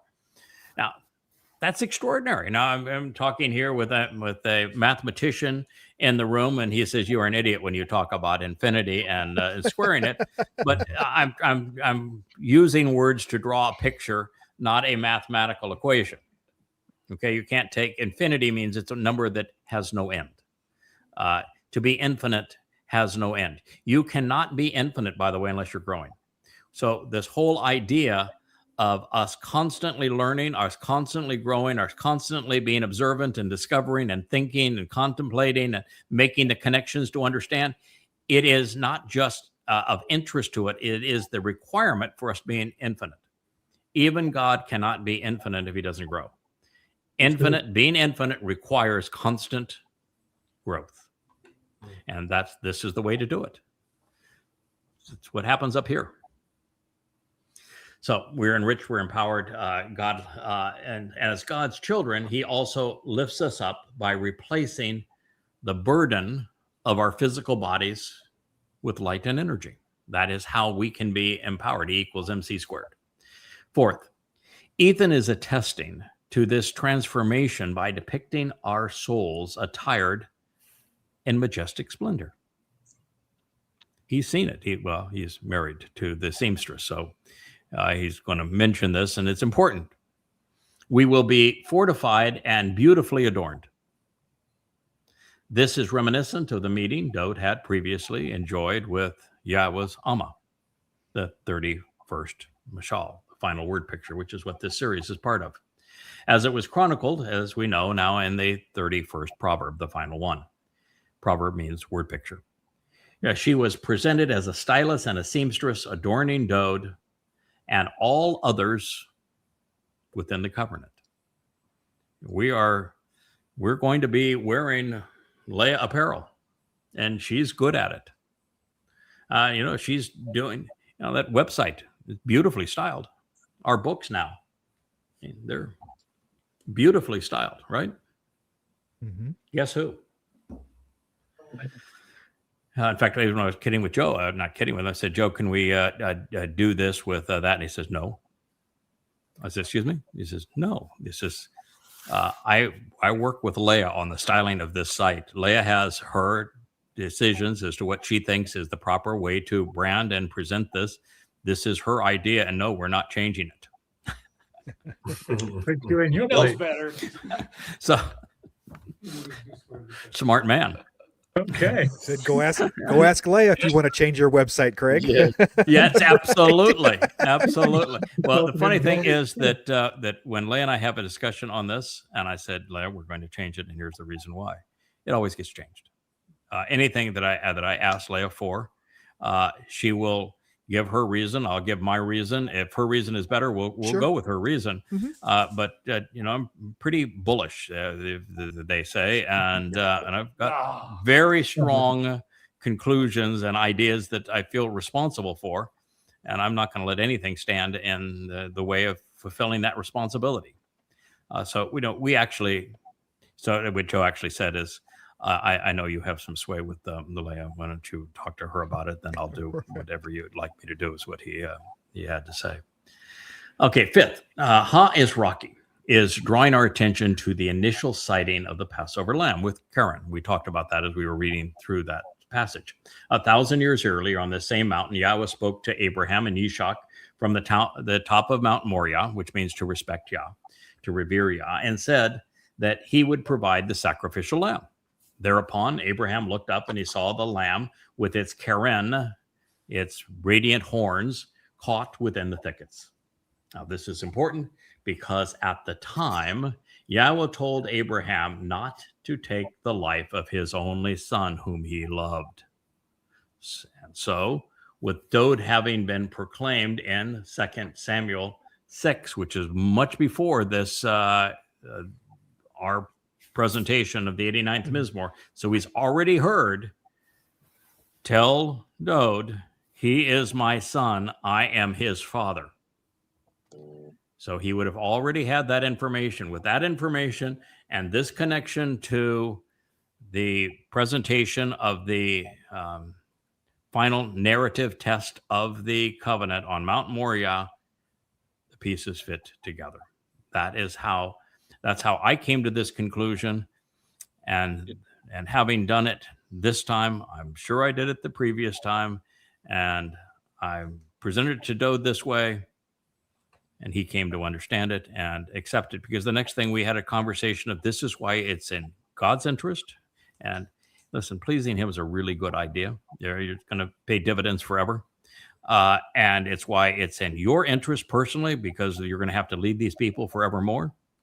And when you understand it's also in your people's interest, because you put them through in a very tough position with some of your choices, and you resolve all of that. It's in Yisrael's interest. It's in the interest of the planet. It's in the interest of Yahweh. It's in your personal interest. This is the right call. And come on, it's a little over a day. The end of Passover and through Towrah, it's a day and a few hours. We can do this. It's just that much time. For all eternity, come on. I'll be there with you. We can do this. Absolutely. But we're not going to risk it all by leaving him out there hanging by himself. We're going to support him in all of this. So, adding to the intrigue, Towrah, known as trumpets, that on this day, the shofar is blown to garner the people's attention. And Karen horns were symbolic of that shofar. The shofar is a horn, just like this. So that speaks of what's going to happen on Towrah, which is instrumental to accomplishing this. Further, Karen horns were symbolic of status and therefore of kingship. And in this case, Karen actually means to radiate brilliant light, thereby equating this to the previous pronouncement where we are gloriously attired in what is potentially a garment of luminosity. In this way, we're elevated dimensionally, increased in every capacity as we are lifted up to heaven and raised by our Heavenly Father. Sixth, the value of our spiritual apparel is affirmed by calling it the protective coverance that is a gift of deliverance. What a beautiful way to describe it. So this is a shield for our souls. And seventh, Ethan is attesting that everything he has conveyed is in full accord with Yahowah. He is also saying that God is providing these benefits through the Kodesh. He is the set-apart one of Israel. Those who engage and endure with God. He is our king. And should anybody be confused, the prophet immediately says that the set-apart one of Israel is our king. Dowd. So when God says, I'm bringing back his seat of honor and his authority and his throne forever, he's announced that our king is Dowd. So the role of Savior is easily identifiable, and it is not transferable. This song about Dowd is who he was and who he will be as king. He is the one who has already been specifically named in it multiple times and will be again. Therefore, none of this applies to a religious myth. It is not transferable. Now, that was extraordinary. And what we're going to find out what comes next is even more illuminating, but we have been 2 hours and 45 minutes, and that's a long time for everybody to sit still. Will, any thoughts as we close? No, it's been, I think we had a real fascinating evening here tonight. But like, my process, I like to take it, I jot down notes, and then I go back and I read and recite and I go through it. But nothing in particular right now. No. Yeah, that's the way I do it too. But I don't. My notes are usually mental notes. So I'm reading the 12th Mizmowr, and I said, "Oh my goodness, that is quite the vision." And I said, "I think I need now to go and track that down." And now I'm making my way through the 89th Mizmowr further down. I said, I think this is the place where I need to go ahead and track that down. Let's go and find the root. So I come into the show having done that. So it's I'm cheating in a way. So I'm a little further ahead just because I don't typically talk about things that I haven't already gone through the process that you talk about. Yeah. So I use the same process. I just may be a day ahead of you on it. Yeah. Will, I had the same facial expressions you had. I mean, I had to pick my jaw up off the floor. Yeah.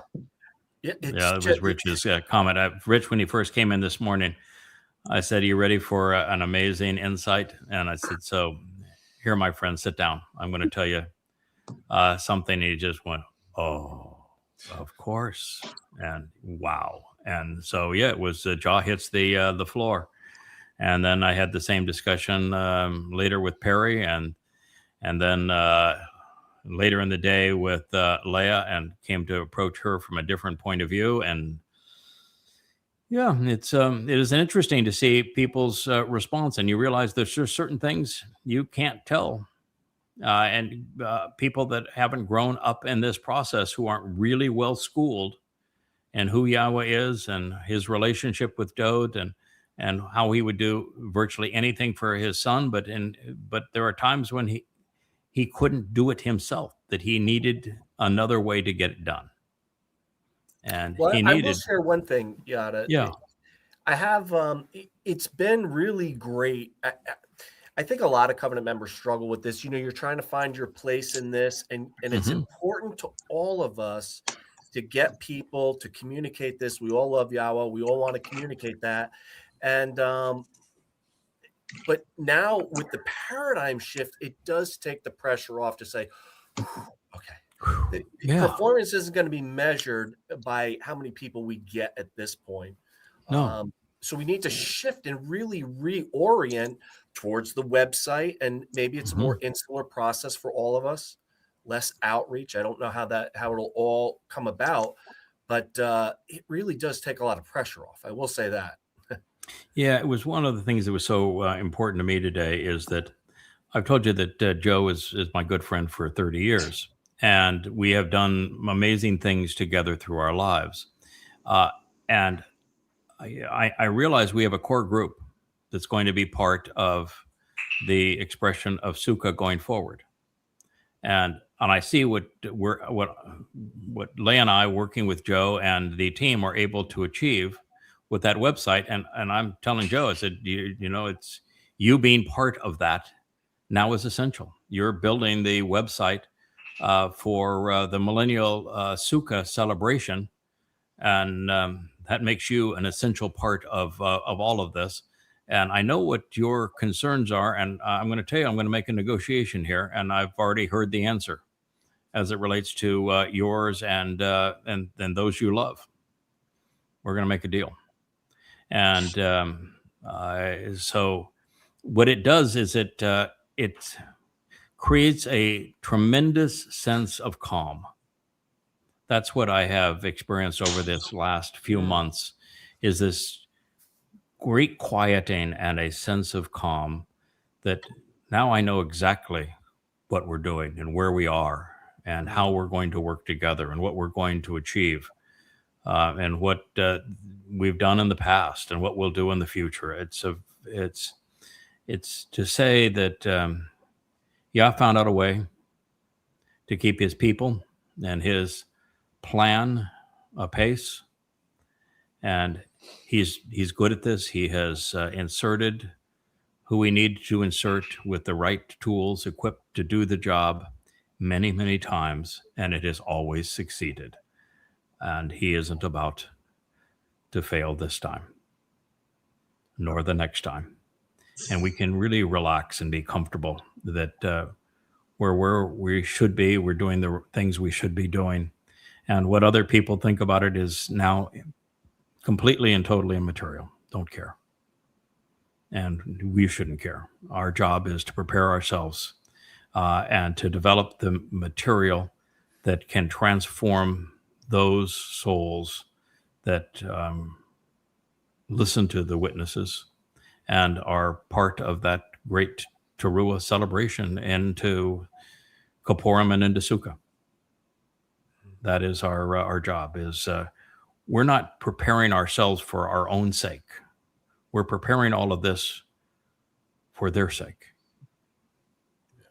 It's the best position we could possibly be in, making a contribution to other people's lives that pleases our King and our God and his people. And what's amazing and stupendous, Craig and gentlemen, is that the timing is impeccable, in that these magnanimous revelations that are coming now, and the understanding and putting together things in rapid fire that have taken this amount of time, and with Joe doing what he's doing in this period of time, it's just I find that's amazing. It's just the way it's taken off. These revelations. I mean, this addition, this website now is facilitating that rapid growth that is necessary. But let me give you a little insight here. It's interesting how the pieces build on top of pieces. So I have a guy sitting here to my right. He kind of looks like YadaYah. So he is our YadaYah man. He's the one that began to work with Claude and particularly with Claude to train Claude how to do these kinds of things. He had a conversation with Joe, and he says, I know that we're building a site using some WordPress plugins, but they're all pretty clumsy. And I know what you want to do is you want to write your own code to do this.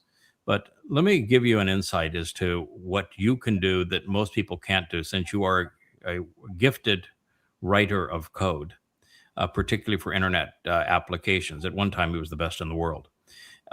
And he says, with what you know and the parameters that you could write, you can be 10, maybe 100 times faster in getting these things done and getting them done well, if you put Claude to work for you and give Claude very, very specific instructions as to what you want done.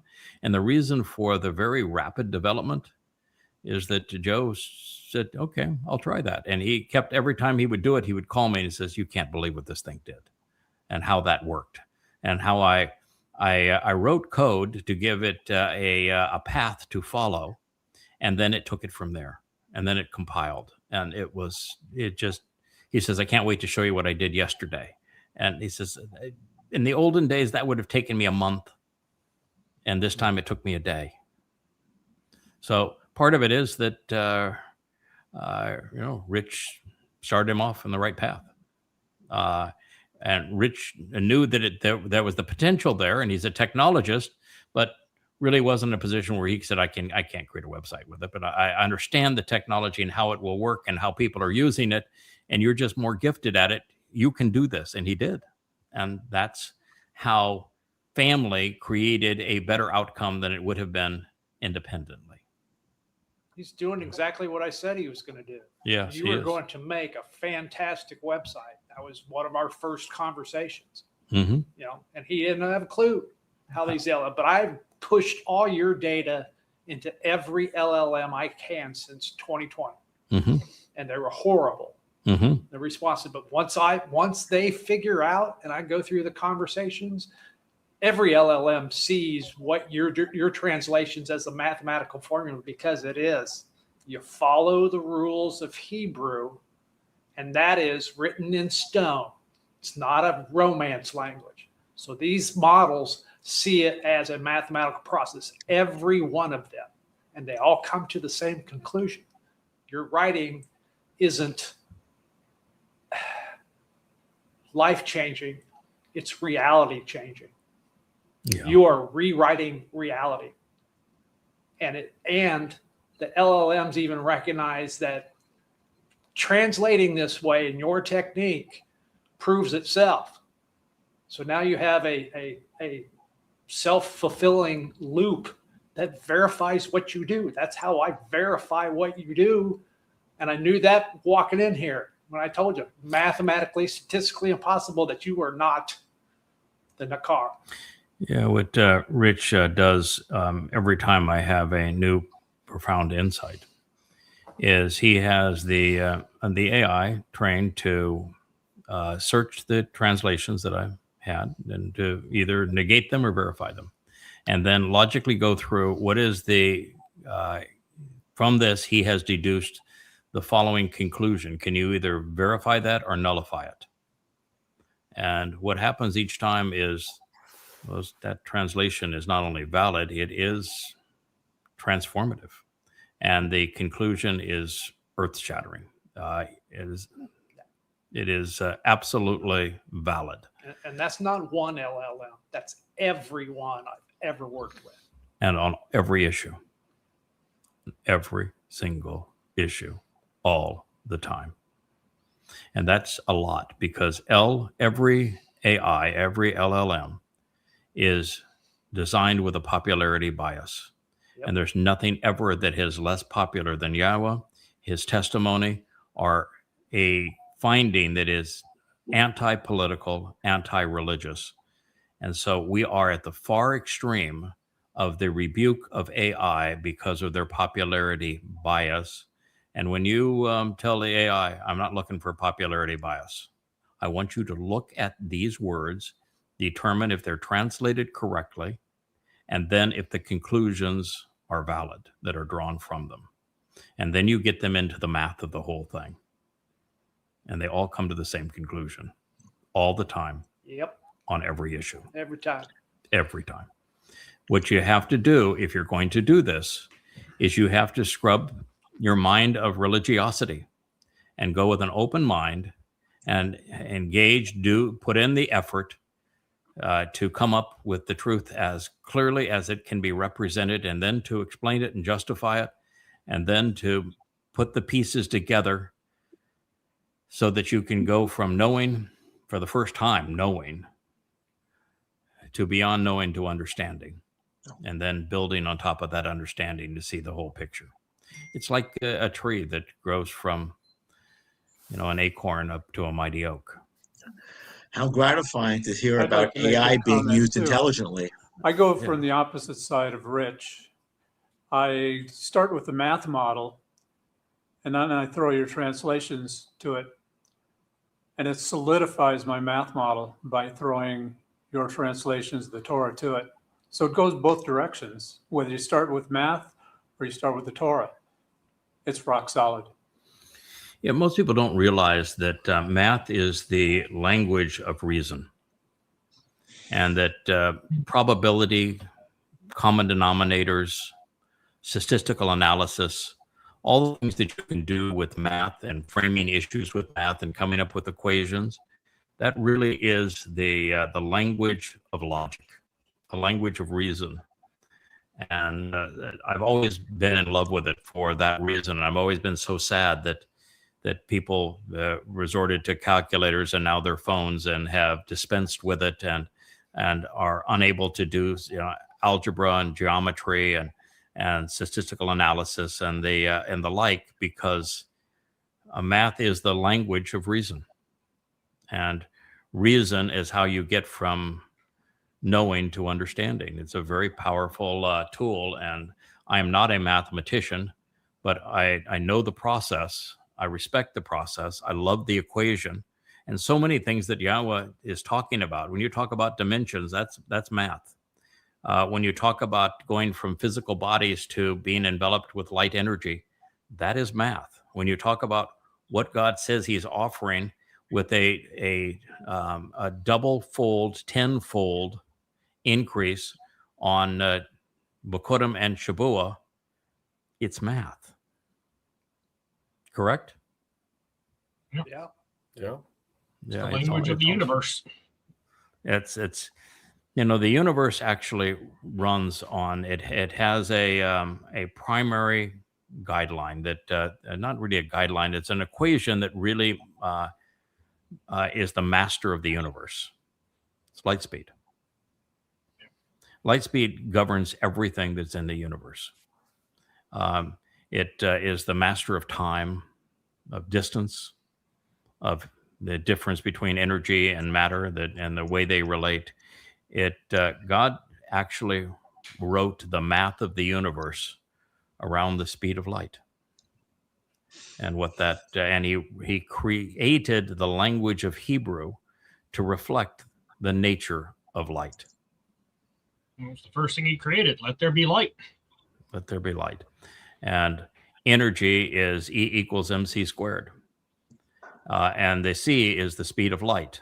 And the M is physicality. It's matter. It's mass.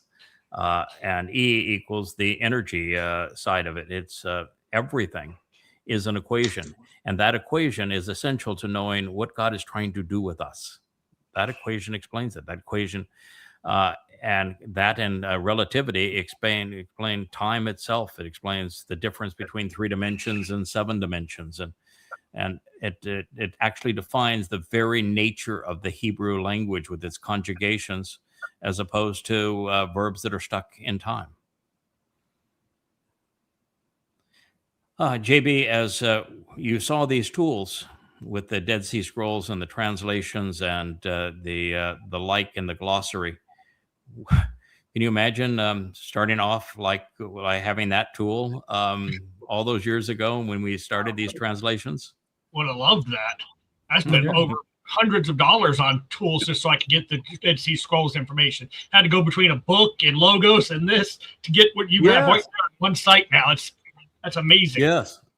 Oh yeah, and yeah, there's your book, and I don't have a copy of it in this office anymore. But the Dead Sea Scrolls Bible was my. In fact, it's so used. Yeah, there you go, another. And what I end up having to do is I've used it so many times I had to keep on buying copies because the book kept on falling apart.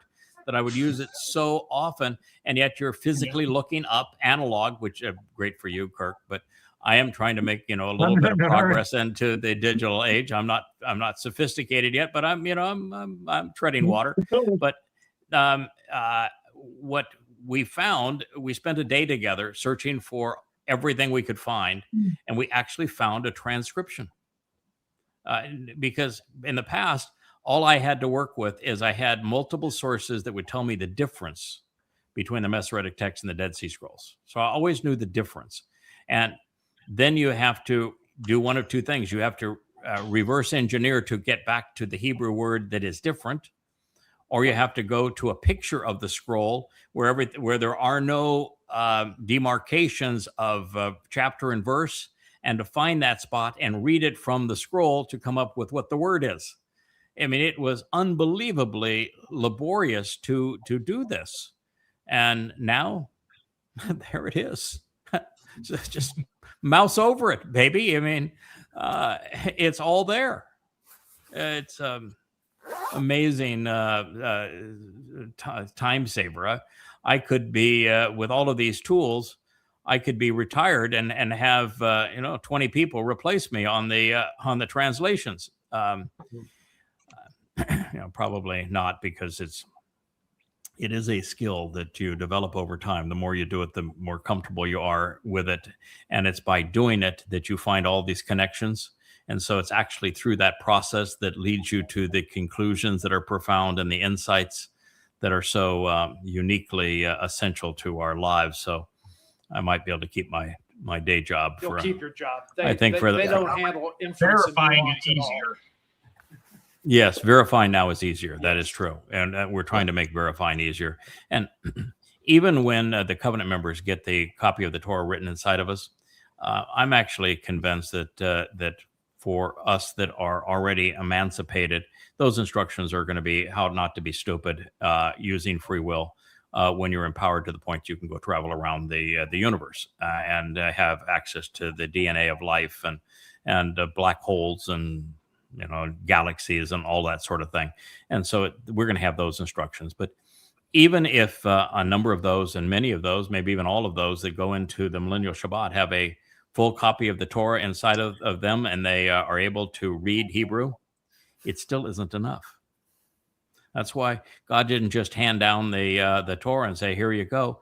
He had it all delivered through and experienced by the children of Israel and through Moshe. And then Moshe spent the entire Devarim explaining it. To really appreciate it, God figured out we need it dumbed down to our level. And that's what Moshe did with Devarim. That's what I'm trying to do, is that you take, brilliance from God, and you have to convey it in a way that resonates with people. And so it's got to make sense to you. Then you got to be able to teach it. And what is the absolute best way to learn something and really, really learn it so that you own the material is to teach it? Repetition. Yeah, and that's one of the reasons why the Hebrew word for teach is also the Hebrew word for learn. Different sides of the same coin. Kirk, you taught art school. My guess is that in teaching art school, you honed your craft. Oh, yeah, absolutely. When you have to put it into words and demonstrate it, and it's more of a physical act because I'm up there demonstrating. And if you do a lecture tour, which I did for 2 years, in every major art school, those people knew a lot. And I would stand up there and I said, boy, better know your stuff. And I got really good at it too. Yeah. Now, when I was writing you today, when Joe was saying, hey, man, I loved your sketches. I don't know if you noticed, but on your glossary, he has grade back versions of all your sketches for each letter. Oh, yeah, so very faint, but I know where they came from. Yeah, so what he's looking to do is to have more of those because they create a very rich historical view of how those letters were depicted to show things. So what he was saying, I'd love to have more of those. I'll code them all in graphically, so they're the background of the glossary. And so that's what I was kidding you about. Come on, man, Yah needs more sketches. And so I was trying to be facetious. I hope I can do. I heard that. So I just want to make sure you know that I'm kidding with you here. Kind of kidding with you on the square. Yes. I think the grade back images that you have add a degree of sophistication and richness to the presentation. I think they're beautiful. It's your glossary, and so your art behind the letters, I think, is a beautiful way to present it. The more we understand the history of those letters and what those pictographs represented, the more we understand the words. It's one of the things that our math major over here, Perry, has found out, that the more that you look at the letters and what they convey, particularly the difference between an Ain and an Aleph, and why one is used in one place and the other one is used in another. One is the ram and the leadership and the door, and also the bull and the strength and ferocity. But the other one is an eye, perception, observation, understanding, and they both convey very positive things. And then you look at why is one at the end of one word, like yada. Which one do you think is going to be there? I mean, the word means to know. Which one do you think is it an elephant or an ain, a ram bull or an eye that is going to be at the end of that word? Oh, it's an eye. It's an eye. Absolutely. It's an eye. Yeah. So you learn, El God, it's leadership. It's the protector. Which one do you think is going to be there? Is it the ram bull, or is it going to be the eye? Yeah, it's the ram bull, absolutely. And Ab Father, it's exactly the same thing. It's the father being observant is great, but he's got to protect the family. Mm-hmm. He's going to be the ram bull. He's got to lead the family. So it's the ram bull that is in those roles. And so you see which letters are used and why they're used, like Bereth, covenant, and Be'eth, home. Well, what do you think the first letter is going to be? Be'eth, which is a drawing of a home. And what's the difference between Bereth and Bereth, the home, versus the covenant family? There's only one letter difference. It's an added letter. Which one do you think it is? It's the observant individual, the person who listens, the person who sees, and the person who thinks and then speaks. It's the observant individual that transforms that home into the covenant family.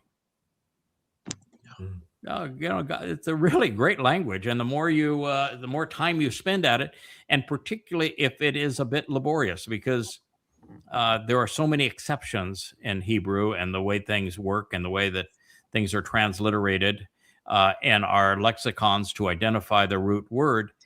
There are lots and lots of exceptions, lots of different ways to transliterate things, lots of different ways to define them. And it's the process of brute forcing it a little bit, not just trying to say, well, here's the simple rule. I'll apply the rule. It'll fix everything. No, you got to read through it and make sure that you're doing it correctly. And the more you do that, the more you come to know the material, own the material, understand the material, and appreciate what God's saying and how he's building a mathematical model for us to capitalize upon. 6 + 1 = 7, baby. Yeah. What's amazing, fellas, just totally amazing, is that over the course of a year and a half, with all that we've learned as a result of the prior team and the benefits of Yah's teaching, the magnificence of his teaching about the mother goddess cult, and all that we've gleaned and learned in Torah, and it's to facilitate this amalgamation of this fantastic team, it's like, wow. And we would not have had this team. Yeah, I mean, you'd still be together, although you were on the outs with the old. They really hated you, and they disrespected Kirk. So and they only used JB for the one line because you copied a line from me. I said, "Don't trust me. Validate these things for yourselves." Well, they left that part out. They just says, JB knows him, and he wrote, "Don't trust him." So that's how they used you.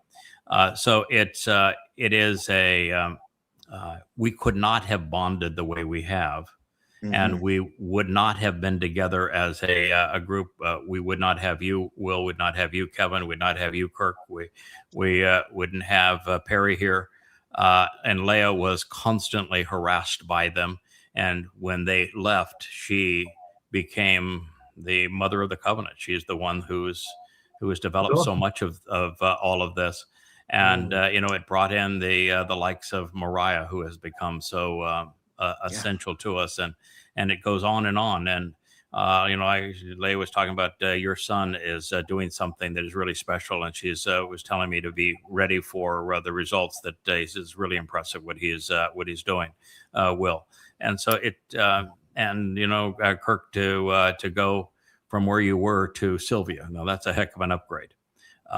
And that feisty personality of hers that's so judgmental and yet so loving. She's the full expression of mind and heart. Yeah, she's full expression of mind and heart. Kevin,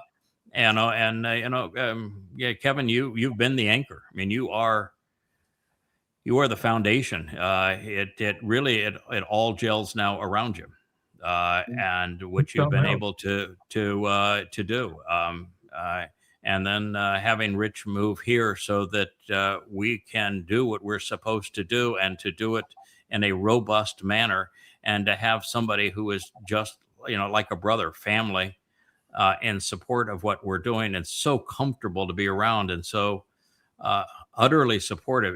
It's just a tremendous blessing. And here we are now with Perry having joined us, and each day growing closer. And Rich and I talked about it, said what a delight it is to see him and his whole attitude, because it's, you're doing this 12, 14 hours a day, and yet you still have to have some downtime, because if you don't, the human mind and spirit and everything, it just doesn't work without that. And yet he is very, very good at coming in and going out. He needs his time. We need our time, and yet the contribution is terrific. And you look at that thing behind you. He is. I've always loved puzzles and tough puzzles, and thought that I had a systematic approach, and I started this one, and then he took it over. And he is he's a much better puzzler than I am, I'll tell you. And it is nice in your own home to see somebody that can outdo you at something that you think you're good at and that you love. A lot of people think I'm competitive. No, I'd much rather see somebody that I'm close to and friendly with outperform me. I mean, that is the thing that you look for, is to be outperformed. That means that things are going great. He is the master when it comes to puzzling. It's just the whole that puzzle was your nemesis till Perry got here. Well, I did the easy part of it, and I began to lay the pieces out by shape and color, and then he took it to the next level and framed the whole thing, and then built bridges inside of it, and has a very systematic approach. And I looked at it and finally said, it's a time reward kind of thing. And this puzzle, after I did the easy part, I realized that I don't have the time for the reward of seeing that puzzle finished, even though I think, realistically, at the end of the day, I have to unwind. I have to pull away from this. You cannot do it 24 hours a day. And particularly when you get to be older, you have to have quiet time.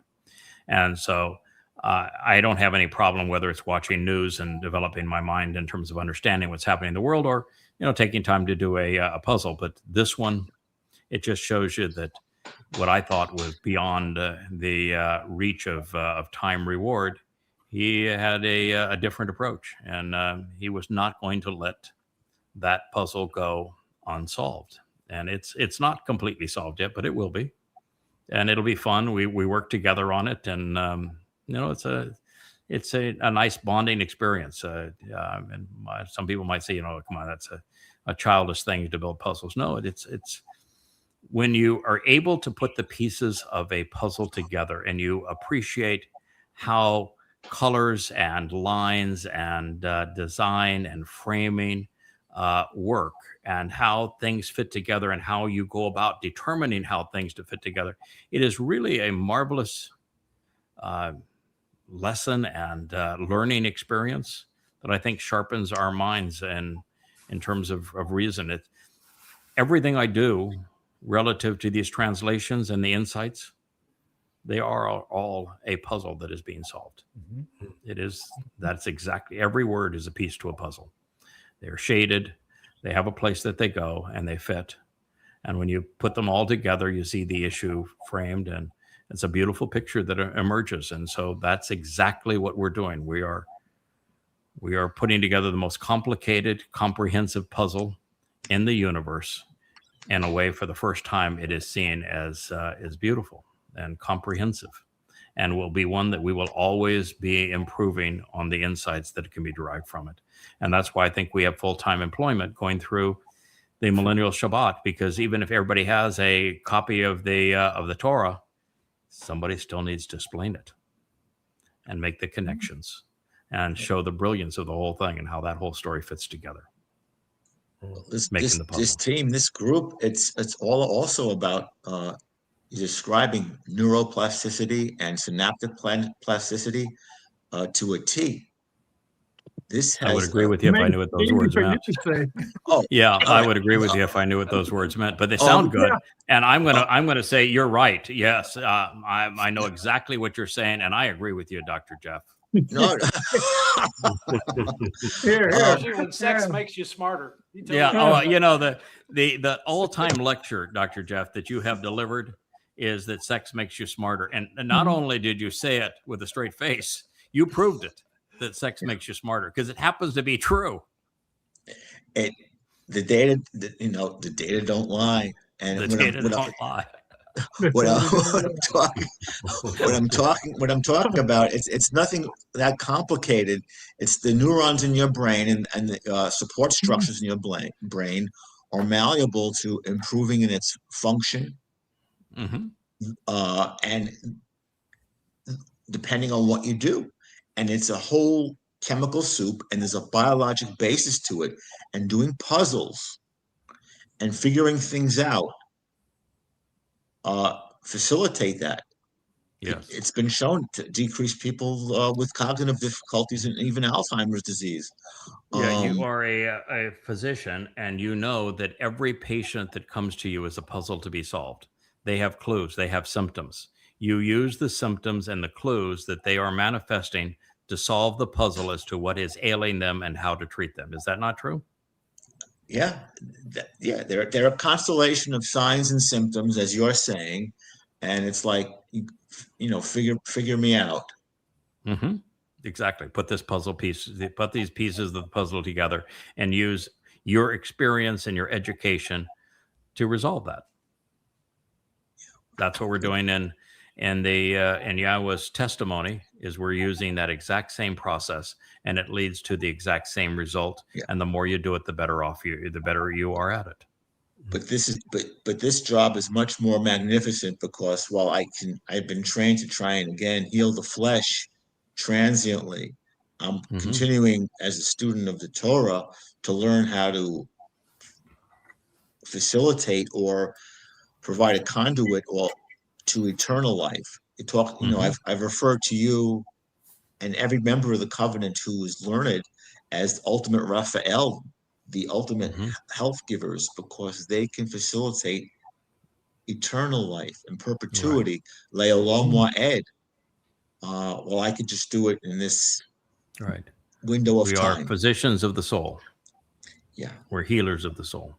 Yeah, exactly right. And it's lovely that and reassuring that God has trusted us. Yeah, with that responsibility. But so, just to all those who are going to poo-poo and have their issues with sex and whatever, Yah says otherwise. Biology says otherwise. So that's it. It is what it is. Yep, it's true. Well, lovely to have a better brain by next week. Oh, here, Okay, Sylvia there you go. calling. There you go. Sylvia's listening to this program. She is going to participate in making Kirk smarter. We're going to test. We're going to know whether or not Sylvia was a loving wife and made you smarter by this time next week, aren't we? If it don't work, I'll just keep trying. Do you keep Exactly. That was my answer with Leah. That's constantly said, you chose to marry me because you thought I was smart, and now you know that you're responsible for making me smart. There you go. Yep. I have a puzzle for you to do, Kirk. We'll have a special puzzle for you. Okay, sounds like fun. All right, well, gentlemen, thank you. It's been wonderful. We've gone over 3 hours, but what the heck? It seems like 15 minutes. It's just family. Yeah, it's just family and talking it through. So all of you out there who are listening, who are contributing on the various YouTube channels, thank you for doing so. Thank you for being part of this family. Thank you for so many of you out there that are contributing. And we're seeing, lives change. Like you look at someone like Matt with Cats and how he is just blossoming at this point. It's just, and Jake growing up in this and making a contribution. And it just goes, Joe doing this. He complimented Mary the other day for what she had contributed. And the first thing she said, I did a lot of work on it. It's all true, but I wasn't the only one. And I want you to mention all the work that Kevin did and Mariah did on this as well, and taking Kirkian from analog to digital. There you go. Someone like Shannon. Yes. Oh, yeah. And look at Shannon, somebody that has visited everybody and come here and been glue that brought everybody together. Mm-hmm. Look at how Leah has blossomed over this last year and a half when she's finally been released from the burden of the bitchy women that were so derogatory to her and smothered her. That's why that one little video snippet. They tried to bring me down, but I survived, and so can you. I survived and thrived, and so can you. So it is.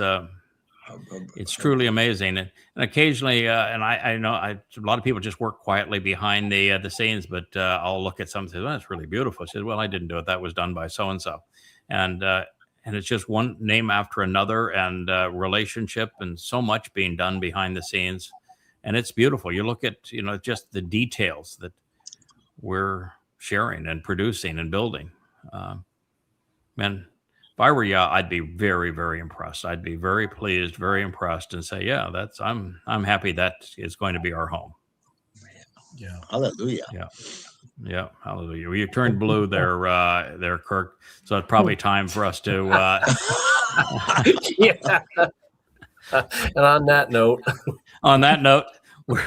we'll say good night. Good night, everyone. Thank you good night, so much for Rich Shalom. and your contribution.